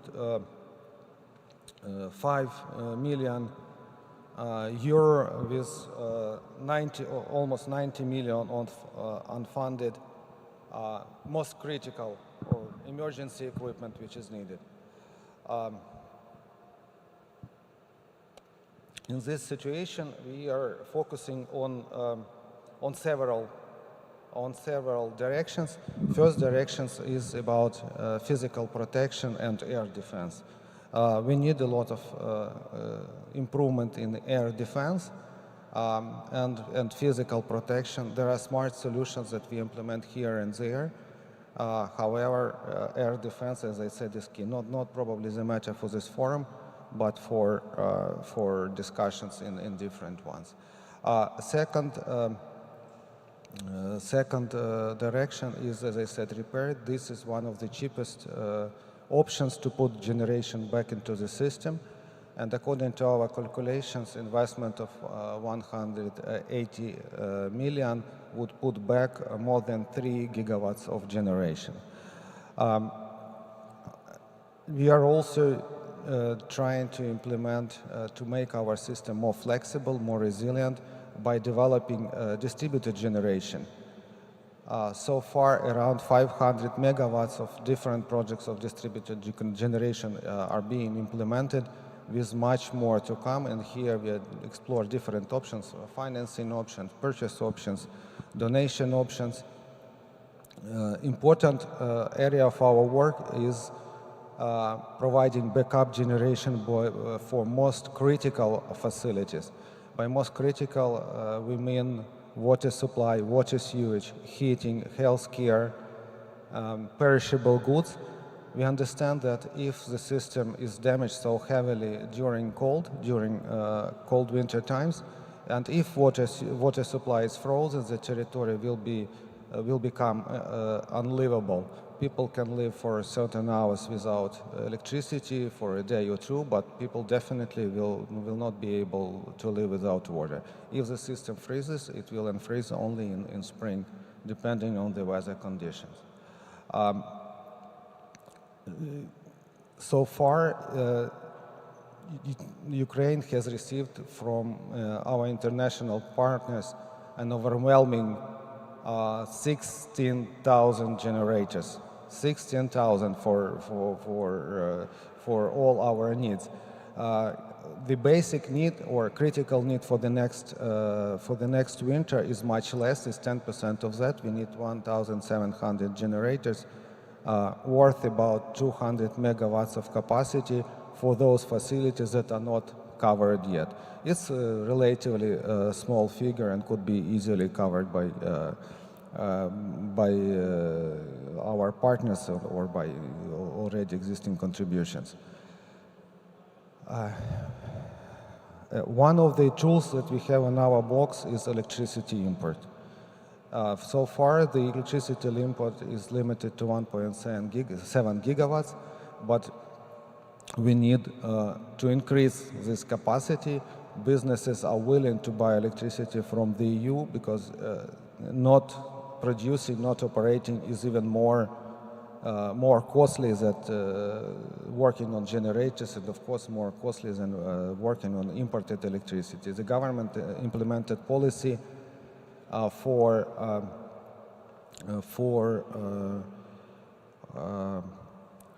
not to cutting off businesses that procure 80% of electricity from abroad. We also understand that we cannot cope without private sector, so we adopted a number of decisions that aim at boosting resilience of private households. This is so-called rooftop solar program, when we compensate financing for 5 years for private households for solar installations, thus letting them boost their personal resilience. We also provide reduced financing, so-called 579 program for small and medium enterprises that would like to use solar for their businesses. We decided to simplify permitting procedures. Also, some financial decisions were taken not to abolish custom duties and VAT on import of energy equipment to reduce financial strain on the participants. So we are taking every step possible with advice from our partners from France, what we can do in these situations. We see projects growing in different spheres. Even despite the war, we observed solar development, wind developers. Yesterday, with Minister of Energy of Iceland, we discussed geothermal projects in Ukraine. So there is big interest. It is important that we build this trust. And in that spirit, I would like to thank again for the solidarity, for the compassion. As I said, we are able to withstand mainly because of this solidarity from the European Union and from our transatlantic partners. Thank you so much. Thank you so much, Deputy Minister, for being here, joining us here at P-TECC Ministerial. Commissioner Simpson, Deputy Minister has mentioned several specific ways that the Commission has supported Ukraine. I'm particularly curious about the latest tranche of 110 million that's going to Ukraine. Where's that money coming from? How will it be utilized to support the energy sector? Good morning, everybody. And indeed, European Commission and our member states who started to support Ukraine and specifically Ukrainian energy system the very moment when Russia chose to target civil energy infrastructure. And this happened already in 2022. So since then, we set up together with energy community a dedicated fund, and we have been able to collect more than 500 million euros that are used to support Ukrainian energy infrastructure and the reconstruction of the energy sector. Saying that, since 2022, we have been able to transport via our Union Civil Protection Mechanism over 8,100 generators and close to 3,300 transformers. As Roman mentioned, altogether Ukraine has received 60,000, so that gives you the scale of our support. This May, when I visited Kiev, it was another wave of attacks where Russia was destroying almost all the thermal power generation. They were also targeting transmission lines, but also renewable projects. And we agreed with Minister German Galushenko that it is very important to send a clear message that we will step up our support, because Ukrainians need to know that despite what will happen with air defense, there is a chance that some of the power generation will be brought back online. Of course, in May we were in a situation where Europeans still campaigned for the European elections. So months ago, in June, we had European elections, and with very positive outcome. Our voters gave us clear mandate to continue our policies, to continue our strong support to Ukraine. And just last week, European Parliament, newly elected European Parliament, had some very important votes. One of these was taking place last Thursday when President von der Leyen got a very strong mandate for her next mandate. And she delivered a speech where she introduced her priorities. And one of the longest lasting applauses was when she once again assured that we will support Ukraine as long as it takes. So broad support among our politicians in European Parliament to continue this approach. And already in June, 27th of June, our leaders, all 27 of them, also agreed in the Council conclusions that we have to prioritize the support to Ukraine. So what we are doing now, the new Commission hopefully starts in December this year, their work. So I will be in office 3 more months, and my absolute priority is to deliver in our action plan that we have agreed to support Ukraine. And there are several actions. First of all, of course, we have to help Ukraine to restore what is restorable. So I know that Russians have been able to destroy lots of power generation beyond repair, but we are together with the energy community and with our member states providing financial and also in-kind donations, and we are looking into concrete projects what we can build up before winter approaches. And I know Artur is here in the panel too, so Artur Orkovsky will give you more details. Then, of course, we have to reach out to all the companies. This is not anymore Commission standalone mission, but all our companies who do have, well, in-kind equipment in their disposal that we can transport to Ukraine. We have set up a very clear transport routes. We know how to deliver specific equipment to the locations where Ukrainians do need it, and we do have a very good operational cooperation with Ukrainian Ministry of Energy and Minister German Galushenko himself. And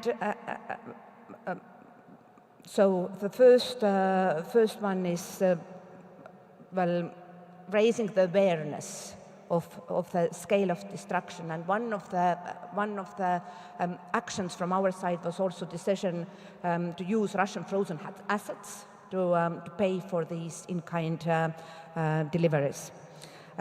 Second is our cooperation with Ukrainian Energy Support Fund, and I'm personally reaching out to all the member states to request further donations. And third, of course, we have to prioritize also support that comes from European Union, from our power generators, and we are working together with European NSOE, so our electricity transmission system operators, finding ways to increase transmission capacities between continental Europe and Ukraine and Moldova, if this is necessary for the winter. And we want to make sure that Ukraine will be able to buy more electricity from EU in the upcoming winter. And finally, we are engaging also with our member states, well, namely Romania, Slovakia, because there are some electricity transmission lines that still we can upgrade, and they would be the game changers. So I think this is a perfect moment to hand over the microphone to Minister. Thank you. Thank you so much, Commissioner. Really fantastic remarks and overview. Minister Malinov, Bulgaria's and Ukraine's cooperation, bilateral cooperation, and also broader regional cooperation has been critical at this really challenging time. Could you tell us more about the progress that's being made on potentially transferring some of the nuclear power plants to Ukraine, which, as we heard earlier today, could potentially help with closing the gap on that 9 gigawatts of power that's been destroyed by Russia? Thank you, Olga. Thanks to the host and organizers for inviting me here. But before coming straight to your question, I would like to catch a little bit from the previous speakers. And energy sector is not working in an isolated mode. So from that perspective, that was also my position during the lovely dinner yesterday. And I said, and that was mentioned by Kadri and by Roman, air defense system. Ukraine needs to have a reliable, long-lasting air defense system, because otherwise repairing, rebuilding, restructuring the already attacked targets of production or generation facilities, they will become once again a military target of Russia. And we will get into this vicious circle, helping them, repairing, and once again, so both military support and energy support should go hand in hand, and this is maybe my message which I would like to pass to the audience, and having in mind that we are the US, EU, and regional cooperation, this should be one of the priorities. And when we are helping Ukraine, we are helping ourselves. This is already seen, and knowing that the winter is coming, and okay, potentially there could be a significant demand of import of electricity for the Ukrainian market, that will have a significant impact on the markets around. And we have already seen that when there is an increase of import of electricity to Ukraine, the market prices are getting up. So from that perspective, helping Ukraine, we are helping the neighboring countries and neighboring economies when it comes to the competitiveness. That's the reason we are very supportive as Bulgaria, and very actively working in the dialogue on NSUE level, because we do consider that for the upcoming winter season, there should be, and we are supportive and in a solidarity mode, that the entry capacity of the electricity transmission system for the upcoming winter should be increased. And because this 1.7 giga nowadays far away from the needs which Ukraine will need. And coming to your question, I would like to share much more of my thoughts, but let's revert to that. Yeah, recently, for the last 3 months, we have constant meetings with German and the Ukrainian teams discussing potentially this transaction of the equipment of former nuclear project in Bulgaria, which will not be put in operation anymore, but we are very firm in that respect. What have been achieved? There was a technical visit of the Ukrainian team, thanks also to the support of the US government and US DOE, because their representatives were also part of this check how the equipment was safeguarded, protected, and we are expecting the report. And after that, because it was a satisfactory letter from German to me about the conditions of the equipment, and he was putting the stress that if this equipment is going to be transferred to Ukraine, their project, which I really believe in 3.5 years could be operational.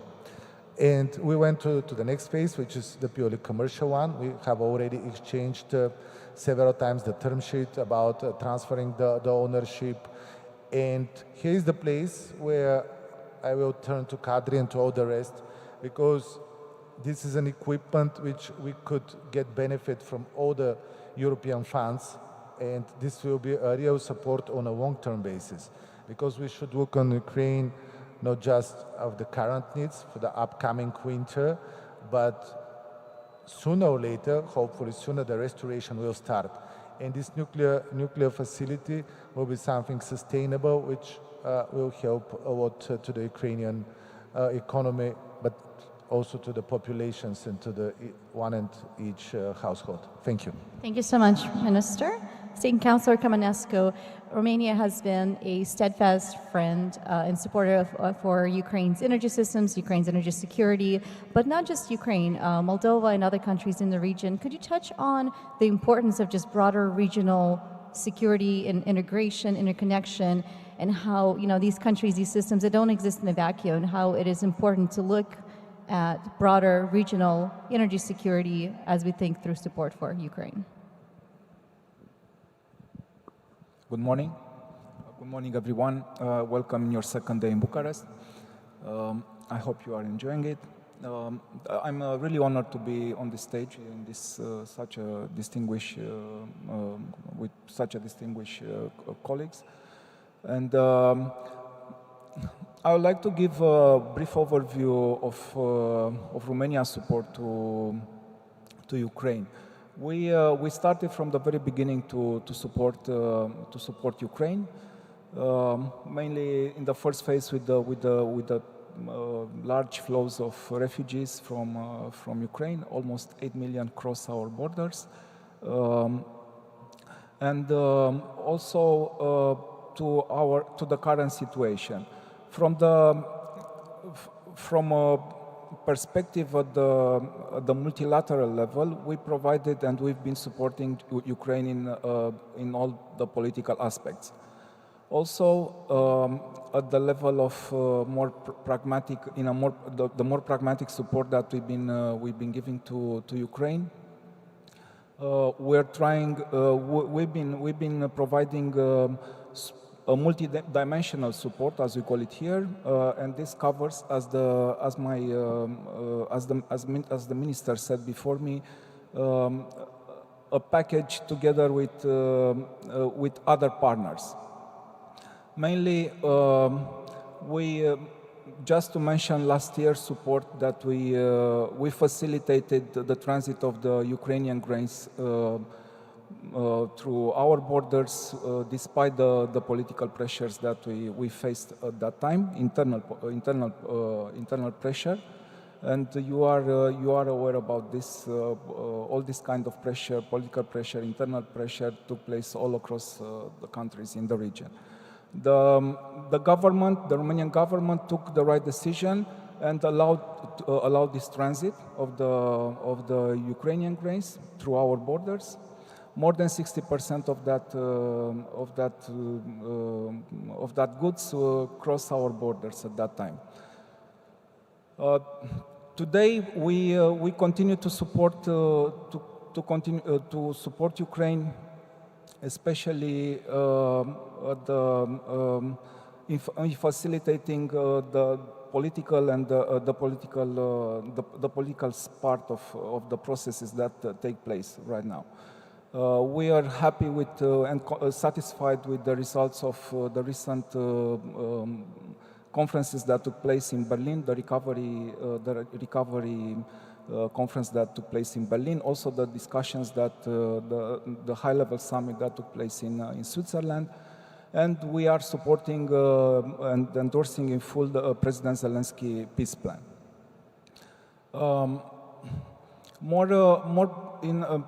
At the more pragmatic level, also on the energy sector, I know that in 2023 there were 8 requests for emergency energy aid, and we replied positively to that request together with our colleagues from Bulgaria.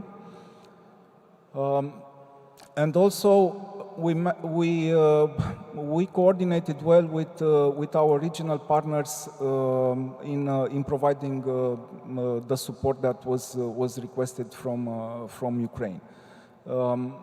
We always look at the to connect and keeping in the loop Republic of Moldova, because they are the second most affected country after Ukraine, and they are part of this process of energy connectivity at the regional level, especially.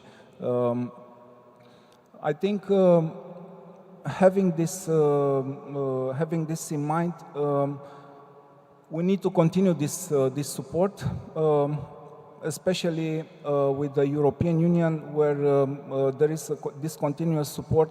The 50 billion euros that were announced last year for Ukraine, and also on their path to the European Union accession. I close here.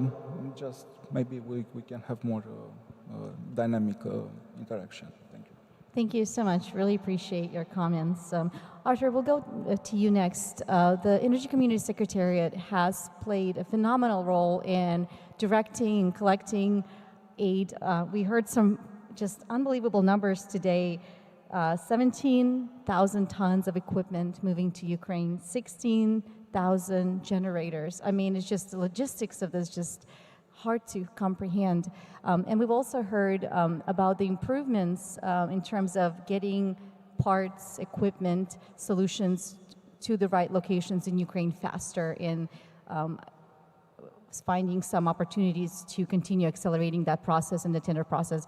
Could you give us some more insight on how the equipment is moving for the next couple of months and where there's still opportunities to accelerate the movement of these parts? Thank you very much, first of all, for having me today and for this excellent opportunity for a discussion on Ukraine needs on one hand, and on how to support Ukraine before the winter.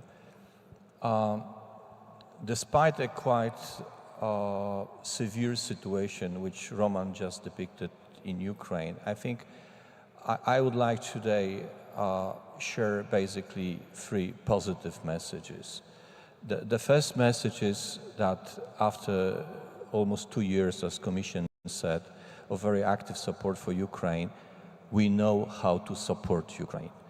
So the system, international system of allies forces is in place, and they are the structures, they are institutions, they are processes which are processing all of this equipment you have just mentioned to be delivered to Ukraine. So the system is in place, and this is the value which we have been building for the last 2 years for strengthening the institutions being involved and strengthening the international cooperation in this regard. Just yesterday, we had G7 plus coordination under the leadership of US and European Union. We exchange among ourselves, what are the needs, what we'll be doing, how to coordinate our efforts.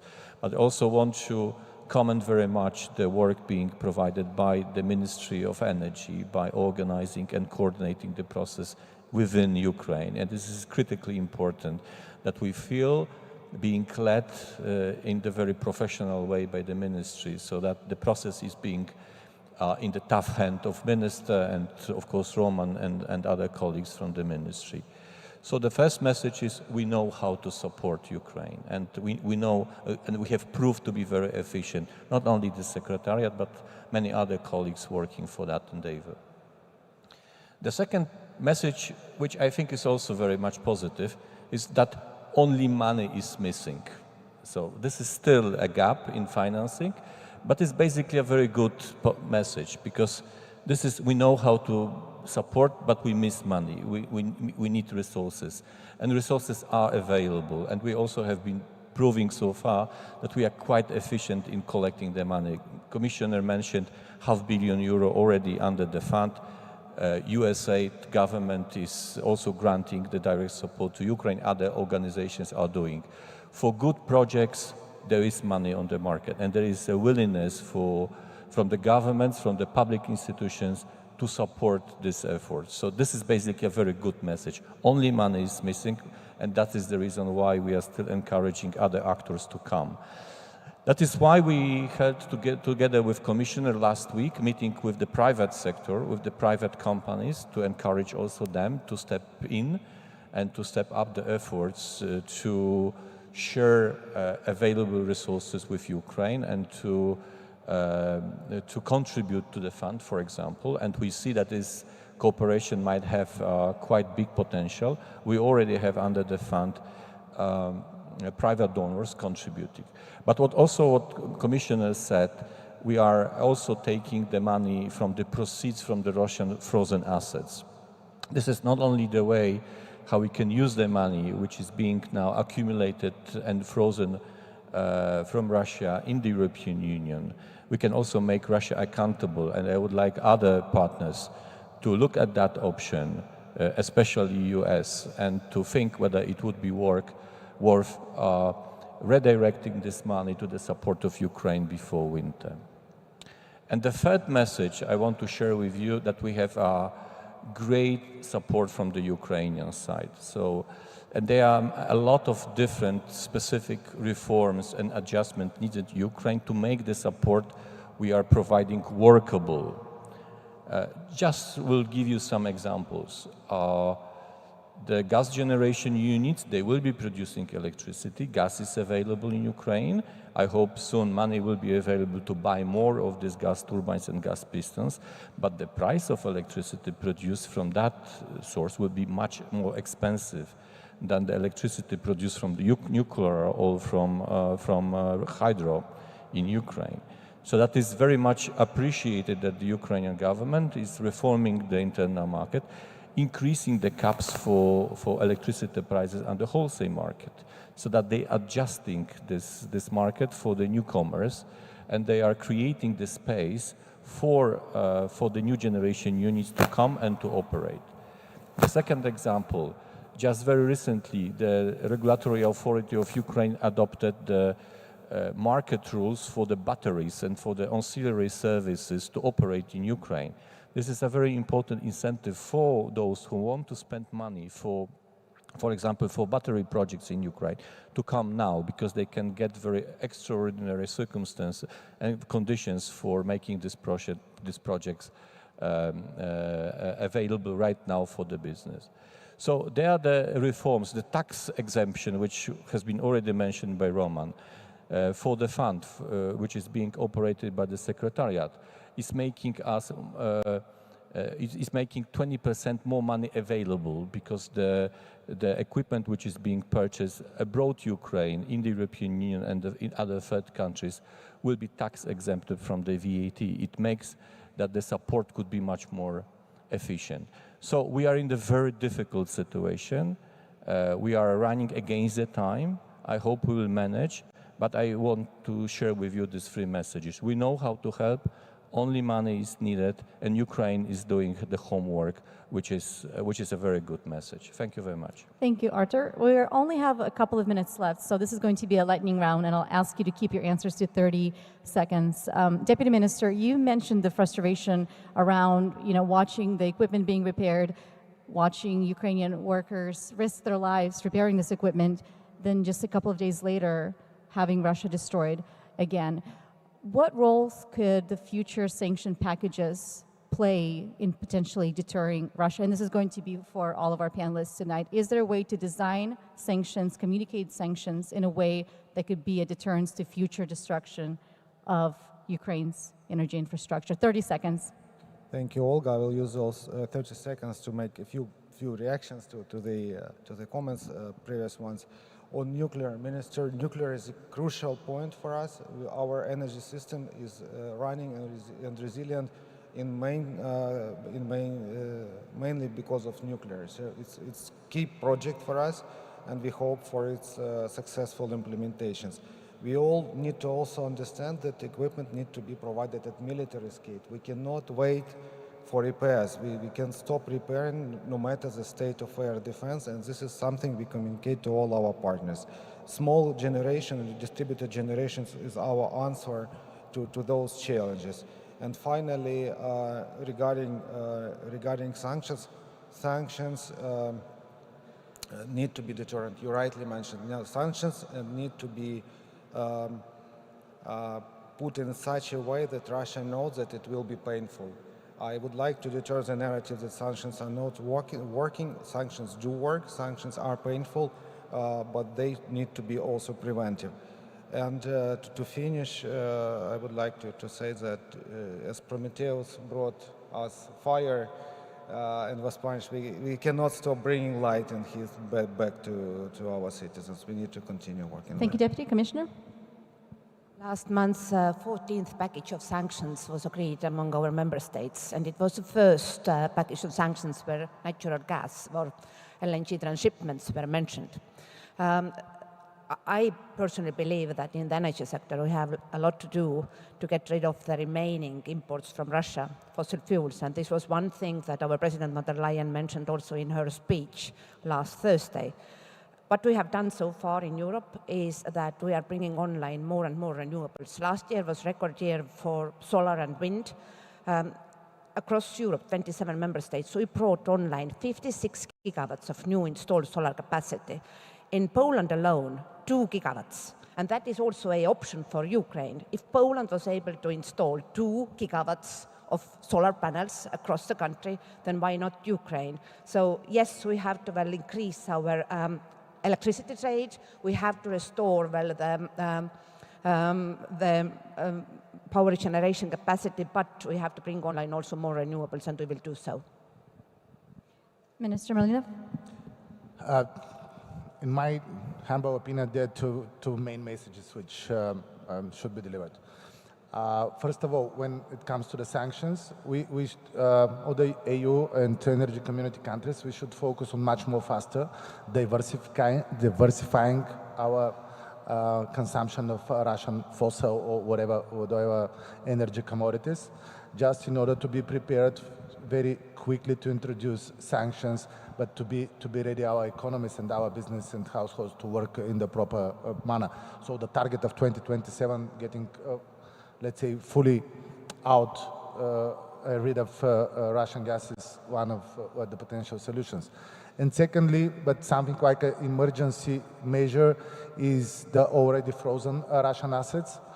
Very quick way of finding to be monetized, and these financial resources to be used for the energy sector recovery of Ukraine right now, before even the winter. Thank you, Minister. We're running against the clock. State Councillor, and then Arthur for just the last couple of seconds. We implemented in full the sanctions, and we are supporting them. That's beyond any doubt. But I just want to add to my previous intervention. We are very satisfied with our cooperation with Ukraine. I mean, we made some good progress last year after our G2G meeting, government-to-government meeting.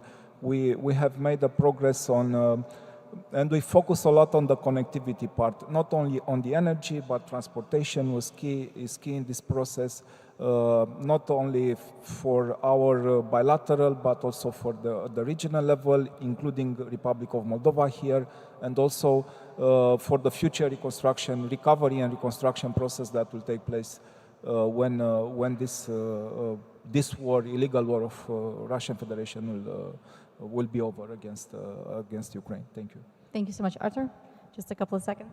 One sentence: using proceeds from the Russian assets is morally and legally justified. What a great way to end this session. What an amazing discussion. We touched on how dire the situation is, but also how realistic it is for the partners to step in and be able to overcome the challenges that Ukraine is facing today in terms of immediate blackout challenges, in terms of preparing for the heating season, but also thinking through the midterm and long-term for its energy sector. We also talked about the importance of making Russia pay and what that looks like.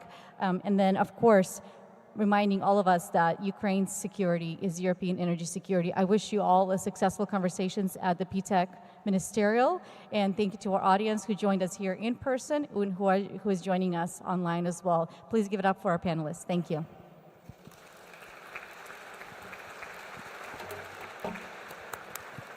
Thank you, Olga, for your moderation of such an important panel. Thank you all. This brings us to the close of the open door sessions of the 5th P-TECC Ministerial. For those who are joining us online, please stay tuned for the recording of the Green Cities panels on cities as laboratories for change and financing the transition at the local level. Now, ladies and gentlemen, we will adjourn for lunch. After lunch, the working group breakout sessions will begin at 12:30. Please join us for one of the 2 breakout sessions as following. In the Balcescu room, please join our breakout session on geothermal technology. In the Yorga room, please join our breakout session on nuclear energy.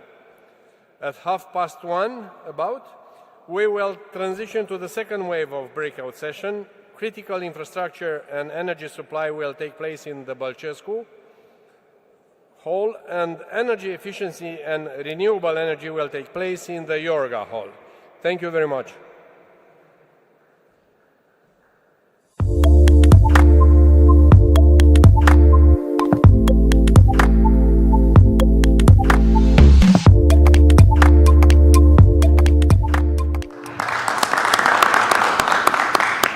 Privilege of introducing you to this esteemed panel and moderating a discussion for the next 45 minutes or so on the role that cities play as living laboratories for new clean energy technologies and the innovative ways in which they are deploying these technologies to ensure the benefits are distributed equitably across all communities.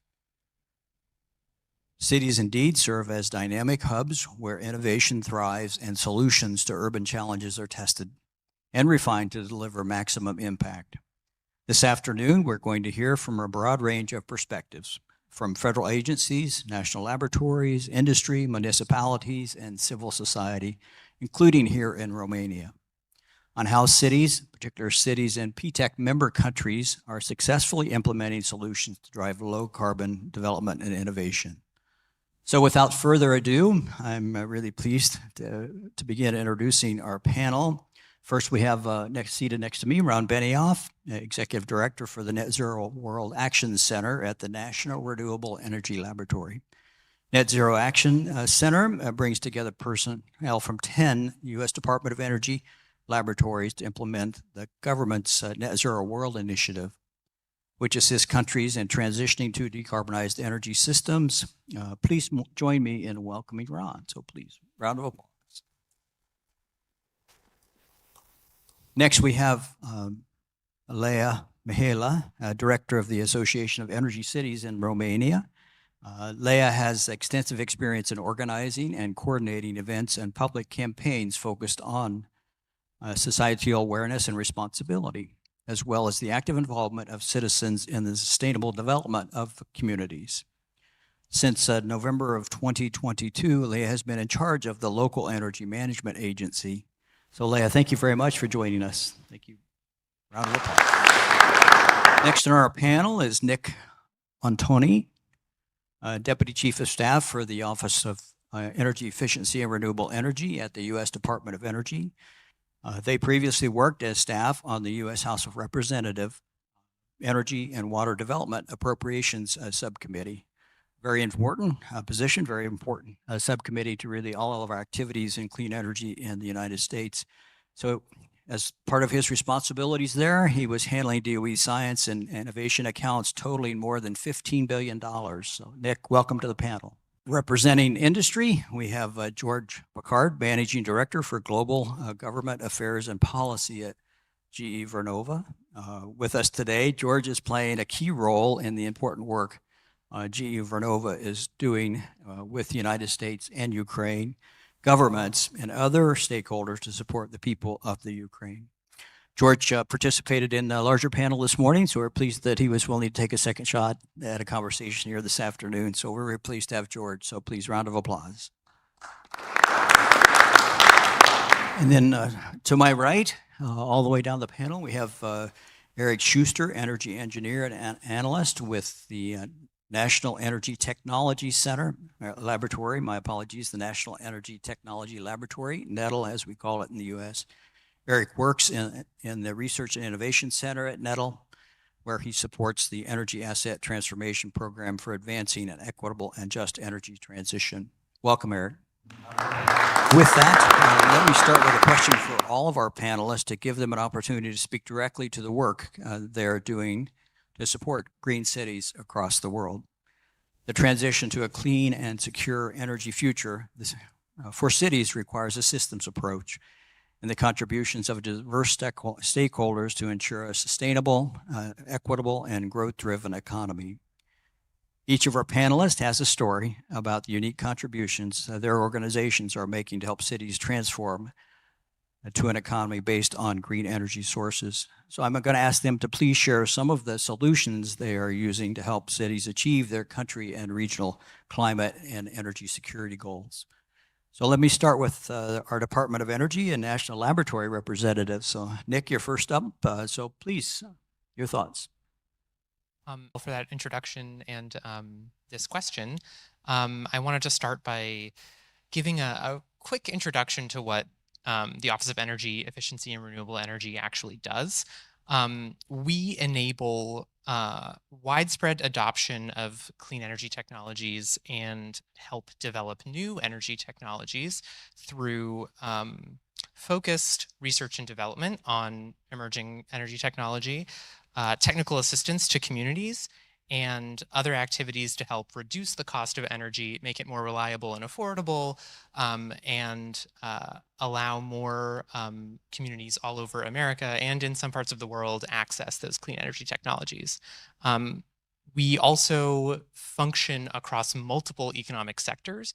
We look to solutions both in energy generation, in clean transportation, in the built environment and buildings and quality of life, and in transforming industry and manufacturing. So I really like to think of EERE as the US government's largest clean energy innovation hub.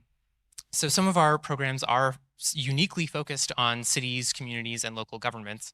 I wanted to share one flagship community-focused program to give you a flavor of the kind of work we do, and I'll talk about a few more in more specificity later on. But the one I'd like to mention just now is the Energy Transitions Initiative Partnership Program, which is a program that we work on with our national lab partners, especially NREL, who you will hear from on the panel. And through this program, we cultivate and fund regional partnerships, which focus on rural, remote, and islanded communities to help them solve their problems as they look towards transitioning to cleaner sources of energy. We are in our 4th cohort of ETIP communities, and that includes 32 communities all across the United States who are working to transition away from fossil fuels and traditional energy sources. And I'm excited and happy to share more information about that program with all of you. Thank you. Thank you very much, Nick. Really appreciate it. And I know the Office of Energy Efficiency and Renewable Energy has a very wide portfolio. It's been very effective, and much of the benefits we enjoy today from clean energy is a result of their hard work. So thank you. Great to have you here again. Ron and Eric, can you share a few thoughts on behalf of the U.S. Department of Energy National Laboratories? So, Ron, please. Well, thank you, Paul, and it's indeed an honor to be here with you and to have the opportunity to share lessons from our work with cities and communities around the world. NREL, the National Renewable Energy Lab, is a laboratory dedicated to the advancement of renewable energy and energy efficiency and enabling technologies that will accelerate the clean energy transition in the U.S. and around the world in support of DOE, and particularly the Office of Energy Efficiency and Renewable Energy. And we have a large number of programs with cities. I'll offer a few examples of key solutions. So we're really excited to be working here in this region on a number of geothermal energy projects in support of the P-TECC Geothermal Energy Working Group. And Shanti Pless is here. Maybe Shanti, you can raise my hand, an NREL colleague who's leading much of the work here, including work here in Bucharest, looking at opportunities to use geothermal energy for district heating and to improve the efficiency, reduce the cost, improve the performance of district heating systems by tapping geothermal energy and heat sources potentially very deep in the ground to provide high temperature heat for district heating. And we're also working with Croatia on similar techno-economic analysis of opportunities for use of geothermal energy for district heating, and would love to learn about opportunities to partner with other cities and communities here in the region. So please approach Shanti, approach me if you want to learn more. But geothermal energy is a huge opportunity here, as Secretary Granholm rightly highlighted in her remarks. Secondly, I wanted to highlight some of the work we're doing with cities on helping them achieve very ambitious clean energy goals. So starting in 2019, we worked with the city of Los Angeles, which had set a goal to achieve 100% renewable energy for the whole city generation and meeting increased electrification of end-use sectors by 2045. Our analysis indicated LA can actually meet that goal by 2035, 10 years earlier than they projected, with only small incremental cost, and by generating thousands of jobs and significantly improving energy efficiency. And the work we did with LA involves very rigorous modeling and planning of opportunities for scaling up solar generation for energy efficiency in buildings, electrification of vehicle fleets, deploying storage, and improving the distribution and transmission grid that will enable them to get to this 100% goal.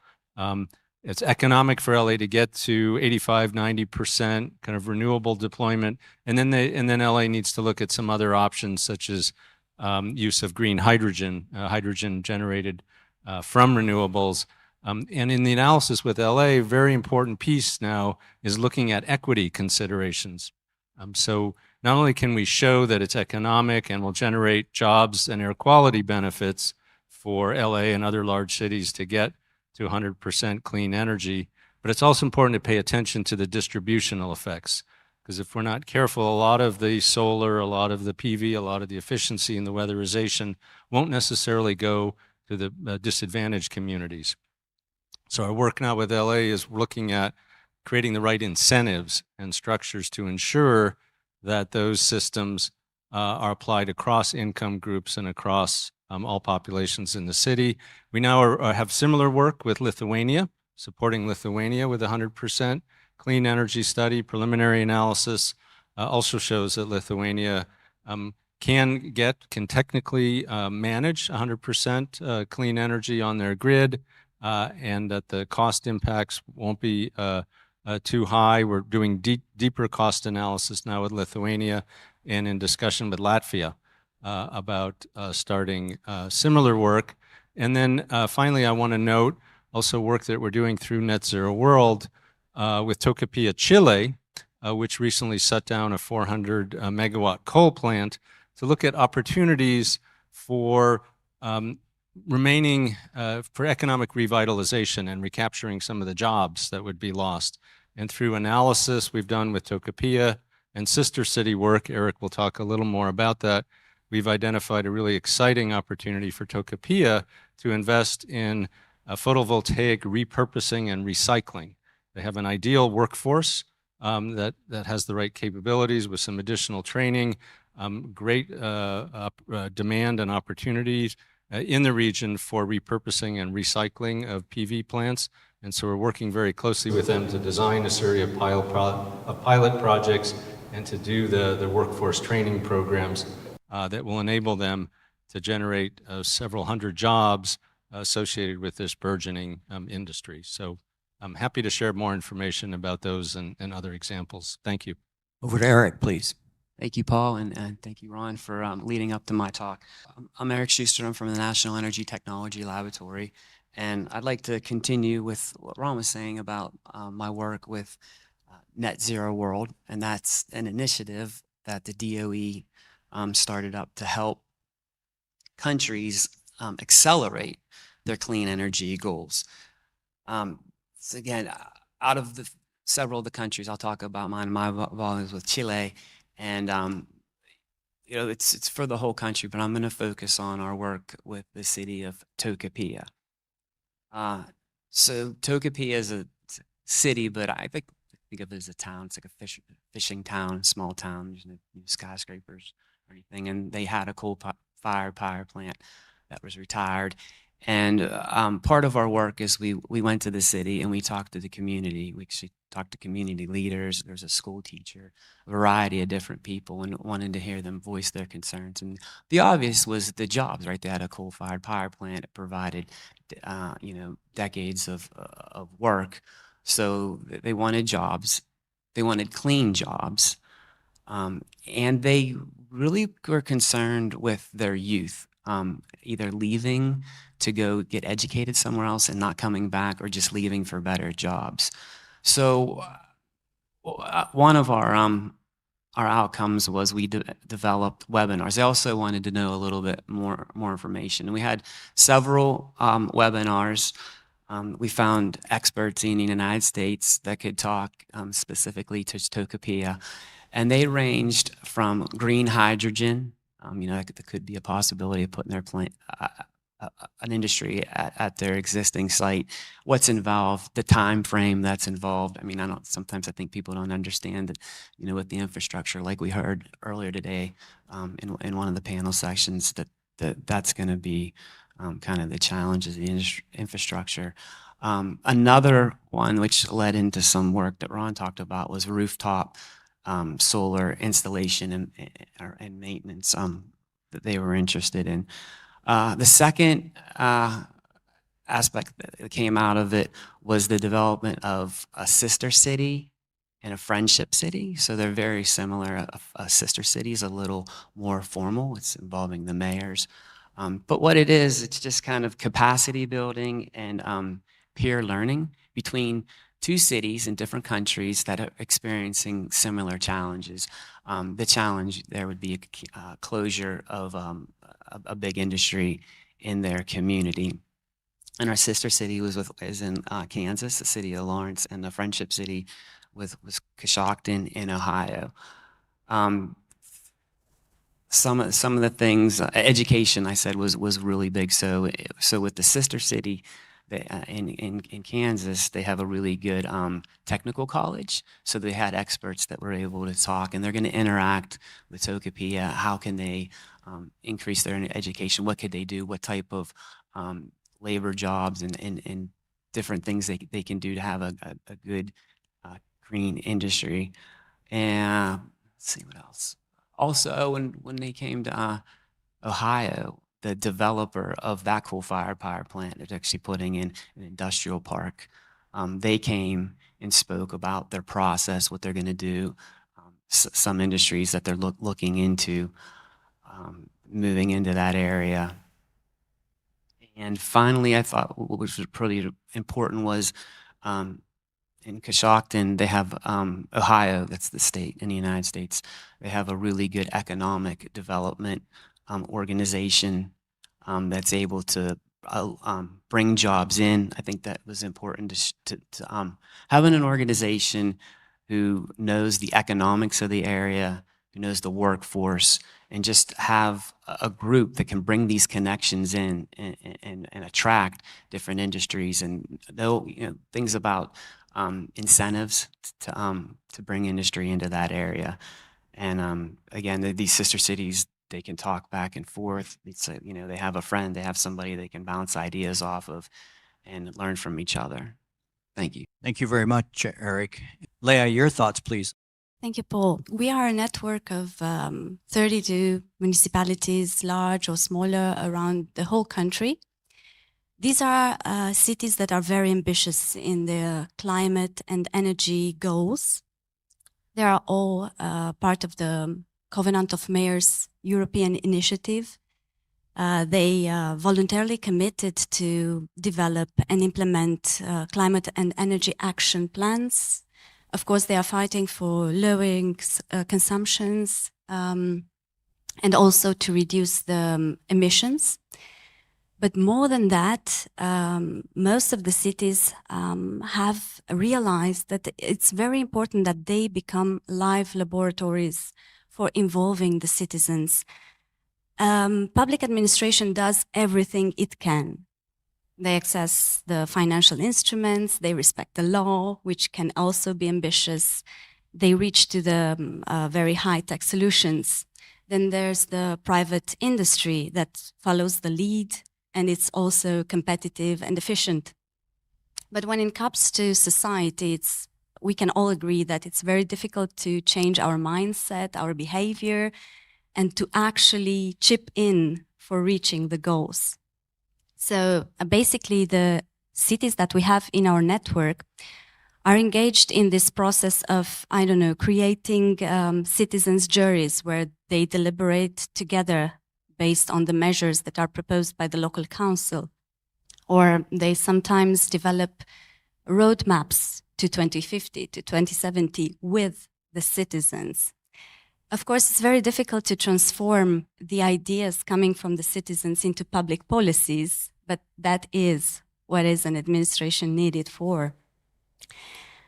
And then we also have cities that provide the scene for shifting from prosumers to energy communities. So basically, in our opinion at OER, at Energy Cities Romania, local authorities have an essential role in this process of coagulating the citizens, bringing them in the equation, because without a collective effort, I don't think we can reach the goals that we establish. And even further from this scene, we also have cities like the city where I come from, Brașov, in the middle of the country. We're talking probably about the most beautiful city in Romania, which is, again, highly ambitious in terms of energy, very, very ambitious. But as a setback, Brașov municipality wanted to provide its historic center as a territory for urban regeneration. So they developed an accelerator of tactile urbanism ideas where youth, so pupils and students, can actually analyze places, research, get in touch with a tangible and intangible heritage, but also propose measures to align the historical center, which is quite difficult, to sustainability. And what's very interesting here is that they learned through this analysis of the pupils and students that indeed it's a very beautiful city, it's highly visited, but it's not fair to its locals. Because, for instance, if I have to provide a figure, the historical center has 50 benches out of the public furniture, but 4,000 places at terraces where you have to pay to enjoy the scenery or to connect to the historical center. So this is not fair. And now they are struggling to implement these ideas coming from pupils and students, also considering this role that we also prepare these young generations for the future to come. We can do everything we can put all effort into saving the planet, but if the generations that follow are not prepared to sustain that, then it's all in vain. So we're very glad to see cities that are so ambitious. It's not something that we see often, but we're very glad that at least in this network, we have cities that share information between them, they cooperate to national authorities, and they most of all involve the civil society. Well, thank you very much, Leah. Really impressive. It certainly is extremely important that the community has a voice really in terms of the plan and the path forward. And really, it's the only way to make sure that we make sustainable improvement really in terms of the energy model that we're all working towards. So thank you. Really, George, please, a few words, a few ideas from your perspective at GE Vernova. Thanks, Paul, and thanks everybody for being here. I really appreciate the opportunity. I did have the ability to speak on an earlier panel. I find it's worth reiterating, nobody knows who GE Vernova is yet, as we just got established a few months ago. But previously we were part of the General Electric company, which split up into 3 separate, completely independent entities. So there's now GE Aerospace, GE Healthcare, and GE Vernova, which is an energy technology company. Essentially the same portfolio, the same people, the same activities that we had pursued as when we were part of GE, but we are now completely independent and forging our own path. So we work with different stakeholders all around the world for the deployment of energy technology. Our points of emphasis are really in the generation sector, where we have technology that produces conventional power. So think nuclear, hydro, gas, and we have a residual steam business. We're no longer in the new build for the coal sector, but we do have some existing customers that we're under obligation to service. And then we separate wind as a separate segment, just given the unique focus, unique challenges, unique opportunities for the wind business. And third is electrification, which can encompass a whole host of technologies around effectively the delivery and the utilization of electrons, as well as software to optimize the use, production and use of those electrons. And then we also have a couple of segments that deal with financing. So we heard earlier today from a number of different financing agencies, export credit agencies, development finance institutions, multilaterals, even private sector lenders. We have a financial services unit that works with them and works with our customers to mobilize financing solutions, which for energy systems can be quite complex and quite expensive.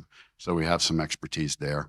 And then lastly, we do energy consulting. We have a team of experts that works with stakeholders around the world around system planning, system optimization, how to do things more efficiently.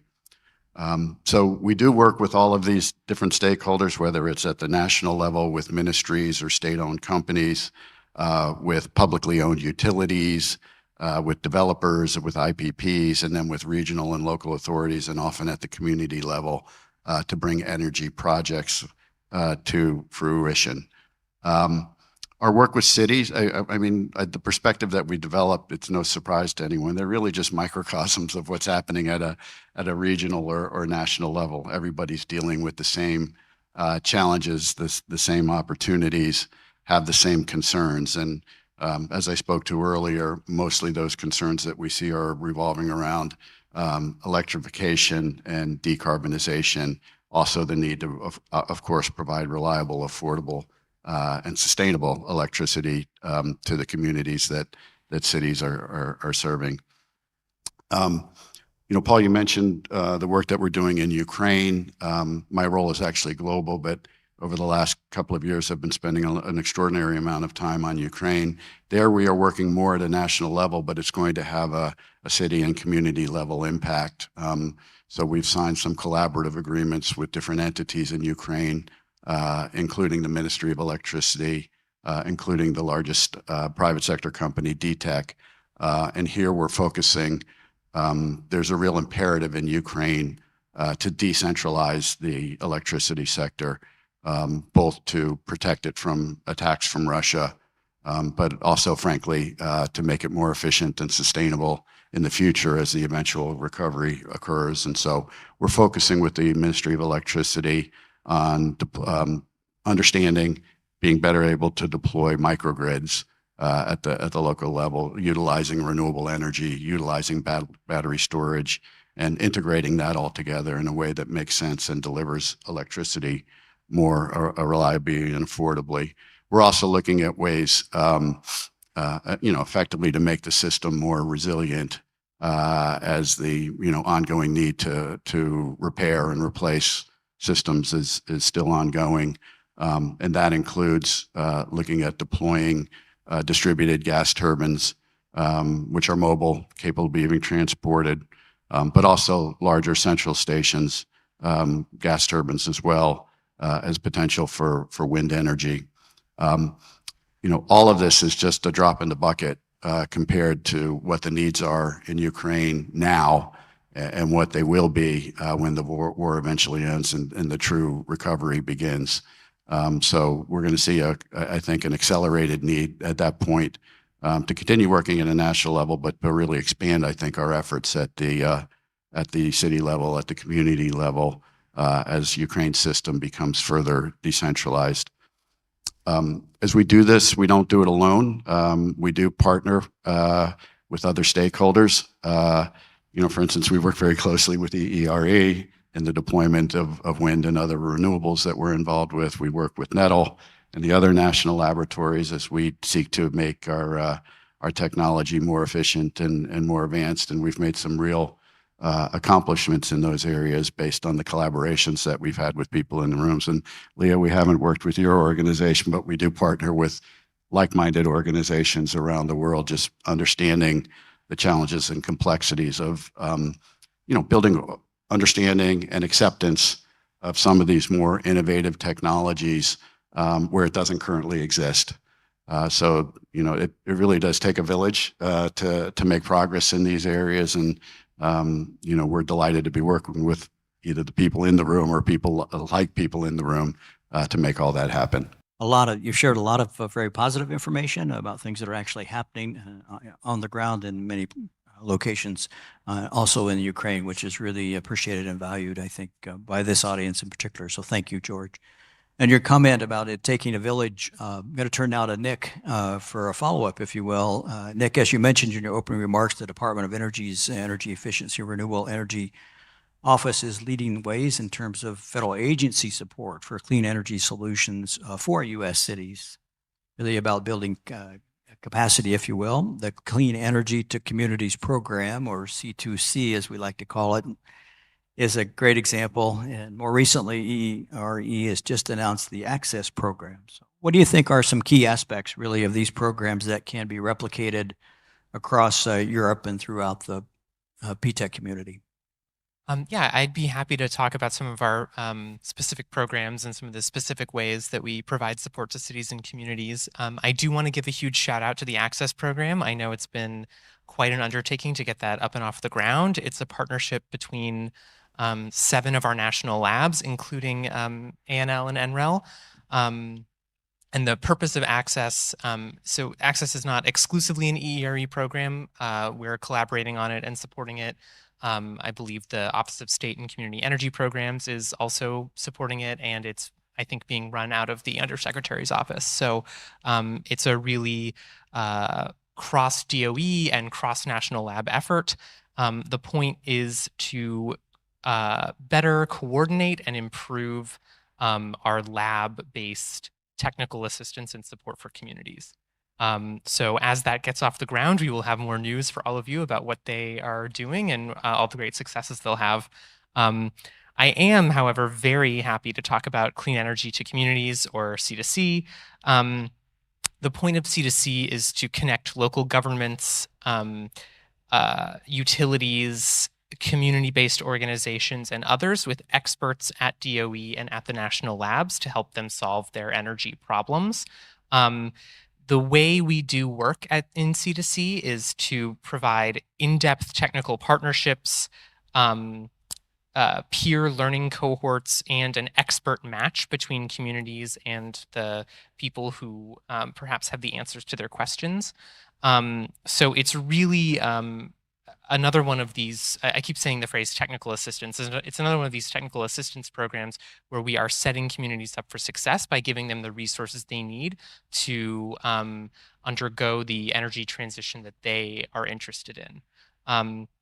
Just a few examples of how C2C has helped communities. Through C2C, we have supported an Alaska utility through a coal plant retirement. We have supported putting solar panels in Florida on farms and churches. We have boosted efficiency for public buildings in Georgia, and we supported, I think, the largest municipally owned floating solar installation in New York. So C2C is a great program. It is very community focused. I think another program I'd really like to highlight is our Clean Cities and Communities program. That is a DOE partnership initiative that advances clean transportation nationwide through transformation at the local level. It's structured as a national network of local coalitions that work in urban, suburban, and rural communities to advance clean transportation fuels and technologies. It's run out of EERE's Vehicle Technologies Office, and the purpose is for coalition staff to leverage a national support network in order to, again, provide expertise, resources, and tools to advance transportation solutions. This could mean putting more biofuel vehicles on the road. This could mean coming up with new efficiency solutions. This could mean building out charging infrastructure. Anything that communities need in order to reduce their transportation emissions and make transportation more efficient and affordable for everyone in the community. So maybe to pivot to successes here, this is a coalition. There are 75 Clean Cities coalitions that cover almost 85% of the US population and partner with 20,000 public and private stakeholders. And since in its lifetime, the Clean Cities and Communities program has saved the equivalent of 13 billion gallons of gasoline and prevented more than 67 million tons of greenhouse gas emissions. So those are some humongous numbers, and it's a very successful program, and we love it very much. All of that is to say, you know, we have I have a long list of like EERE community-focused programs that I could share with you. Instead of going through that, I will say the point of all of these programs is to provide resources and expertise and assistance to communities as they are attempting to make energy and their energy and transportation and buildings more affordable and cleaner and more efficient. But there are also incredible learning opportunities, right? There are learning opportunities for us to understand what is it communities want and what do they need, and how are they looking to making their lives more affordable and more accessible and making energy more accessible to everyone. And there are also, I hope, really good learning opportunities for everyone else in this room. Just as I'm sure that everyone else on this panel and in this room has solutions that we can be learning from. So I am very excited to connect with all of you to share some of our successes with you in the hopes that you will also share some of your successes with EERE and the Department of Energy. With that in mind, I'd like to turn back to both Ron and Eric. And I know Net Zero World has initiated new efforts with several cities in Poland. Perhaps speak a bit about that, and also might provide the audience with some insight into how to get started. How do you really begin the conversation with the community about really their plan to move to a clean energy economy? So please, Ron, Eric. Yeah, thank you, Paul. Yeah, first I want to highlight work that Bruce Hamilton from Argonne is supporting on the Green Cities Alliance. Here in this region, that includes work with support for 5 cities in Poland and Vilnius in Lithuania to assist those cities with developing clean energy technical and investment plans that will enable support from the European Union and, very importantly, identify the most cost-effective opportunities for scaling up clean energy and for supporting workforce development.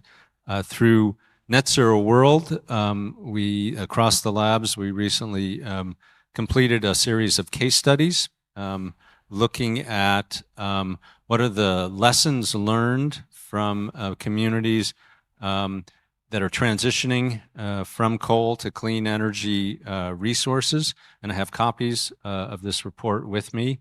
And some of the key lessons and for communities, not just looking at coal transitions, but at clean energy planning. One is understanding your natural assets are critically important. This is really, a place-based challenge in an East Place. There are different natural assets. There's different workforce conditions. There are different economic opportunities for investment. So really taking a place-based approach that does a review of the potential for scaling up clean energy infrastructure and resources, your workforce, your economic opportunities. Second, beginning right at the start with stakeholder dialogue and maintaining that stakeholder dialogue throughout a planning process to really ensure that initiatives are designed to meet the needs of local stakeholders and have full buy-in, and ensure that it's not just dependent on government action. Governments can be powerful, but governments really need alliances with civil society, with industry. Third is to make a big investment in the workforce of the future. At the end of the day, what will really drive change is a talented, skilled, and motivated workforce, and investments are needed in emerging skills for emerging technologies. Fourth, really investing in incubators and business partnerships to create the entrepreneurs and business leaders needed for design and implementation of technologies. And then fifth, putting in place the right policy enabling structures, strong standards, strong incentives with an eye towards equity and justice are really critical. I do also want to highlight a few other resources that are available. So through Net Zero World, we're also working, Bruce also leads the work in Indonesia. We're working on the Just Energy Transition Partnership, which is supporting microgrids. It's supporting work on buildings and transport efficiency. We're working with Ukraine as well, with the community of Marefa, on a design of microgrids, renewable-based microgrids that can withstand Russian attack, but also be designed in a very reliable and safe and secure manner. We're very happy to share our experiences in working with those cities, with any of the leaders here. And also there's a resource called the Clean Energy Solution Center, which is an initiative of the Clean Energy Ministerial, supported by the Department of Energy, that can offer no-cost, quick response advice to governments or institutions working with governments on design of policies and standards and incentives. And we have webinars and learning programs available through that resource as well. So please reach out, let me know how the Department of Energy laboratories can assist you with your journey and how we can learn from each other. Thank you. I'd like to just add what Ron said and focus more on the communities and a just transition. So you hear the word just transition. I've seen it at different meetings. I think at the highest level is that, and I'm focusing on fossil assets that were retired. You had these big coal plants or natural gas plants that were running for generations. They provided a lot of jobs, an identity for a community, a lot of tax incentives. And, like we heard today, we need to move to a cleaner solution. And we have leaders in industry saying, hey, we need to retire these. And some of it's economics and it's just the age of it. But you have these communities that had this asset and all of a sudden it's gone. And I think, the work that I did is go to the individual communities, and the just transition is that at the least talk to them at the early stage, let them know. I mean, decades ago, a plant would cancel. The workers really wouldn't know. They wouldn't know that it was getting canceled. They'd be out of a job, and that plant would be abandoned. There's nothing to do with it, and it's just not good for the community. Industries don't want to come in. But with an equitable and just transition, you let the communities, they're a major stakeholder, and that's what I think. They have to be one of the major stakeholders. You have to inform them. And the work that I do is, if you go into each individual community, talk to them, what's their needs, their concerns, let them know. I mean, unfortunately, in the United States, we have 60 plants that are planned, coal-fired or fossil plants, oil and gas plants that are proposed to retire in the next 10 years. And then, not to mention, there's dozens that have already been retired. So what are we going to do with these these communities and these areas? You know, not all of them are going to be an energy to an energy transition. You're not going to, you have coal, you might not have nuclear wind. It just might not be reasonable for that area. You know, you want something that's going to provide jobs, preferably clean energy. Some groups that we're working at, one area we're working with, they're having an industrial park, and they really want to have have a battery manufacturing company that's going to increase their production and have their facility there. But getting back to each individual city, working with them, there's no one size fits all solution. I mean, we talked in some rural areas, broadband. They don't have adequate broadband to bring in industries and businesses to attract them. So, Ron said if you get in touch with Ron or myself, we would really be happy to work with you to try to get the net zero world model over in any European countries. That'd be great. Again, we'd be wonderful to work with you. Thank you. Thank you very much, Eric. Let me turn next to Leah once again, and perhaps a bit more insight into Romania's integrated national energy and climate change plan and how communities really affect the planning. Well, I think there's consensus in how important long-term strategies or a very clear vision, establishing objectives and measures to get there. But what seldom happens, at least in this part of Europe, is the development of strategies and of plans is centralized, is done at national level. And then you have the local level that has to implement. And then you have the local level that faces barriers, that has to find innovative solutions, respecting the law, using the financial aid that is on the market. So we as a network have established this connection to the central authorities. We're trying to stimulate and facilitate the dialogue between the local level and not just the civic society, but basically the local authorities having a dialogue with the national authorities. Sometimes they are more ambitious because a national strategy has to be general, but at local level you can find innovative ways of thriving. And they have input, which is very valuable, and also they are the ones that are contributing to reaching the objectives, having the results, or the answers on how a strategy has to be adapted for the further period that's coming. It's very difficult to have this dialogue because usually local authorities feel a bit inferior in front of central authorities. And then there's this difficult situation where central authorities cannot implement all the ideas that come from the local level in a national document. So it's a very, very hard process. But having a dialogue, having an exchange, having community or a working group that's based both on local and national level is proving that multi-level governance is essential. Thank you. Thank you very much. Perhaps challenging, but essential is the takeaway.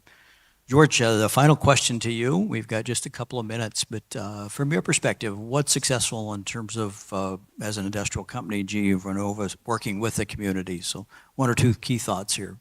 Sure. Let me give a couple of other examples. I focused exclusively on Ukraine, but there's a lot of work that we're doing elsewhere around Eastern Europe as well.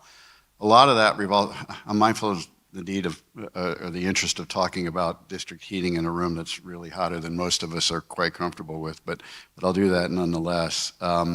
We are exploring a number of different opportunities around CHP or district heating in the Eastern Europe region.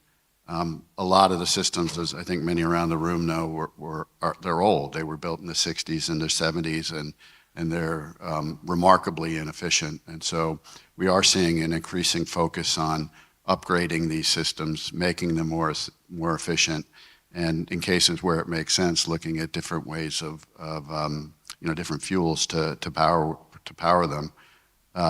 So, in Moldova, for instance, the city of Sofia is looking at upgrading its district heating system, working with the World Bank to do that. In Bulgaria, we're working with Sofia, seeking to replace the older system and upgrading the network around it. In Romania, the EU Modernization Fund has been asked to support the upgrading of a couple of different combined heat and power systems in Bucharest South and Grozovetsty. And then in North Macedonia, a similar story, upgrading several CHP systems, and then looking at generating hydrogen on site, utilizing electrolyzers to blend into the natural gas and reduce carbon emissions. And so there are a number of different opportunities unfolding. Many of these systems have been and will remain powered by natural gas, so there are needs to look at how do you decarbonize that, and obviously utilization of hydrogen, producing that with electrolyzers is one way to do it. But there's a long way to go before that infrastructure gets built out, and you can do it at cost and scale. But there's a lot of innovative work going around that. I think the second trend I would say, with this proliferation of distributed resources happening at the local city and community level, systems are changing. And there is software that exists that can help manage all of these diverse sources, whether it's PV, wind, battery storage, electric vehicles, even demand response programs. Software exists that can help you accommodate that broad range of different resources, all while maintaining reliability. So it's a trend that we're seeing emerge around the world. I'm mindful of the time, but I think it's, there are a lot of interesting opportunities unfolding at this level. Thank you very much, George. Let's thank our panelists for their participation, so please. I think we've been quite fortunate today. This morning we heard Secretary Granholm speak to really the importance of policy in providing incentives.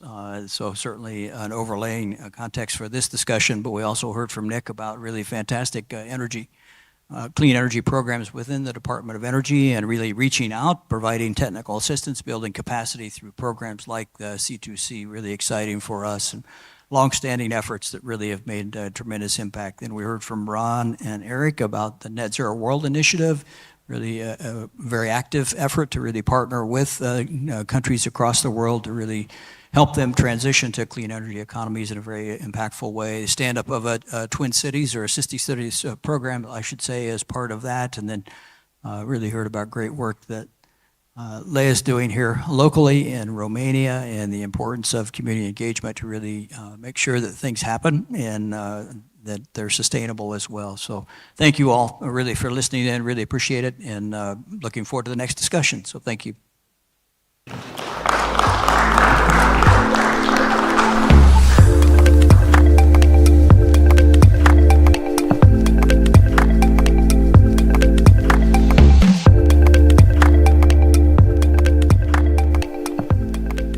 Thank you for joining P-TECC Business Forum. This is our second cities panel for the day.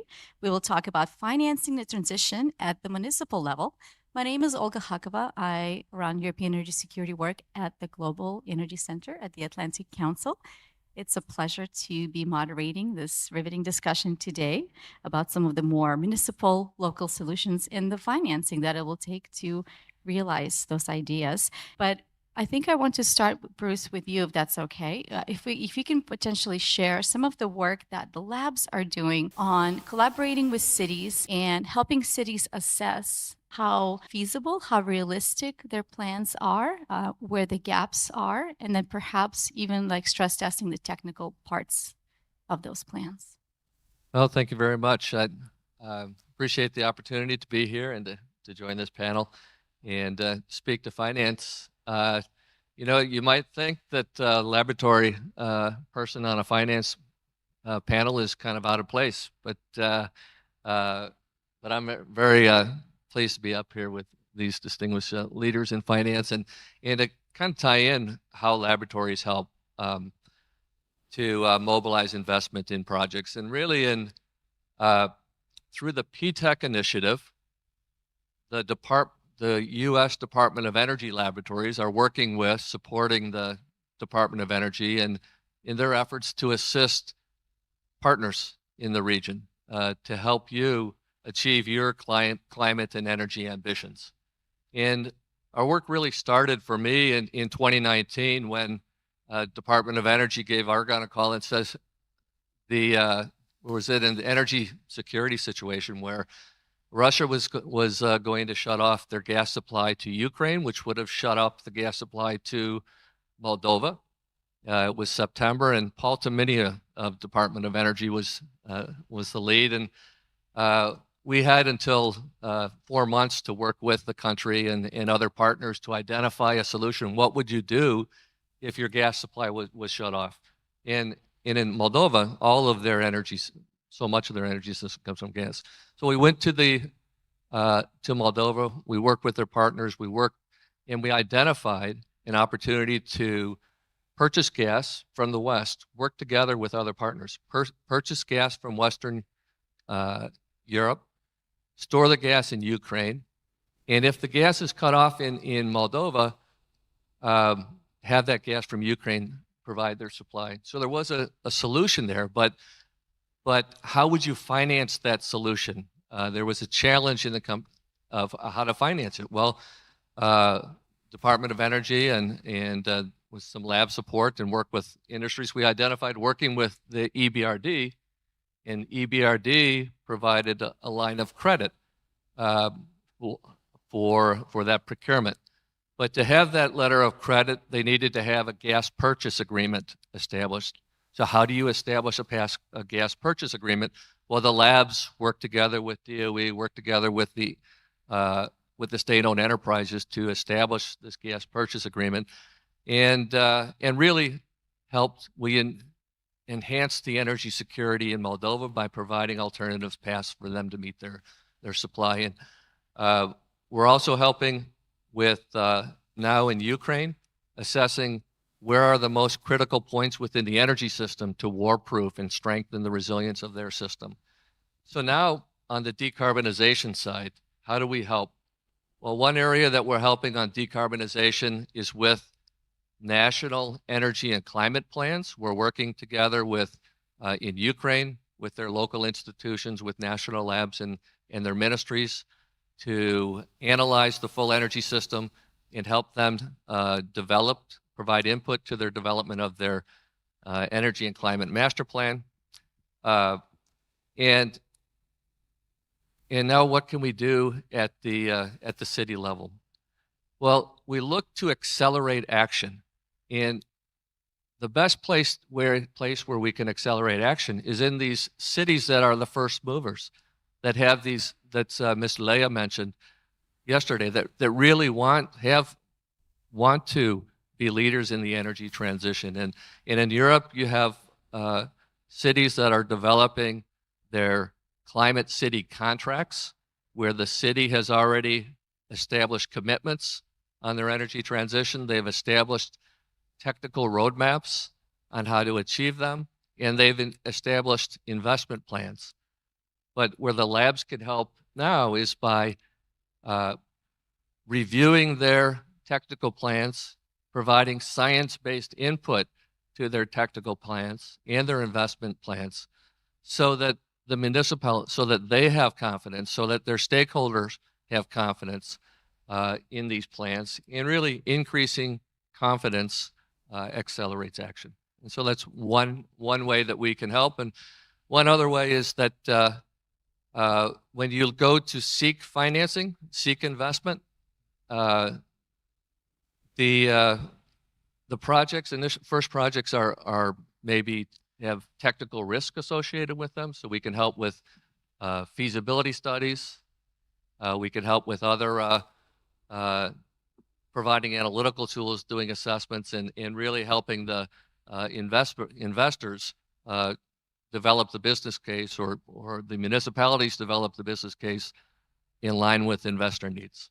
Thank you so much. So this is the business forum, right? And in order to reach scale we really need the private sector to participate in a really robust way. Agnes, could you talk to us about some of the solutions and mechanisms and offerings that DFC has, specifically at the municipal cities level, that could encourage that corporate engagement? So thank you. Thank you very much for having us here. Really a pleasure to be speaking about this important topic. And for those of you who may not be familiar with us, we're the U.S. Development Finance Corporation. So we're the development finance arm of the U.S. government. And we invest in 112 countries, and we do it with a mission to accomplish two things. One is to advance U.S. foreign policy, and second is to support development impact. And I feel that energy, cities, infrastructure in cities is definitely a way to accomplish both of those objectives. We provide financing anywhere from about $1 million to $1 billion, and we offer loans, equity, guarantees, political risk insurance. And this is where I think our tools really are important. You just mentioned that you help develop these cities, help them develop business plans. Well, those are the types of steps that are really needed for investors to start engaging, and that's probably where we come in. So investors are often concerned about going into new markets.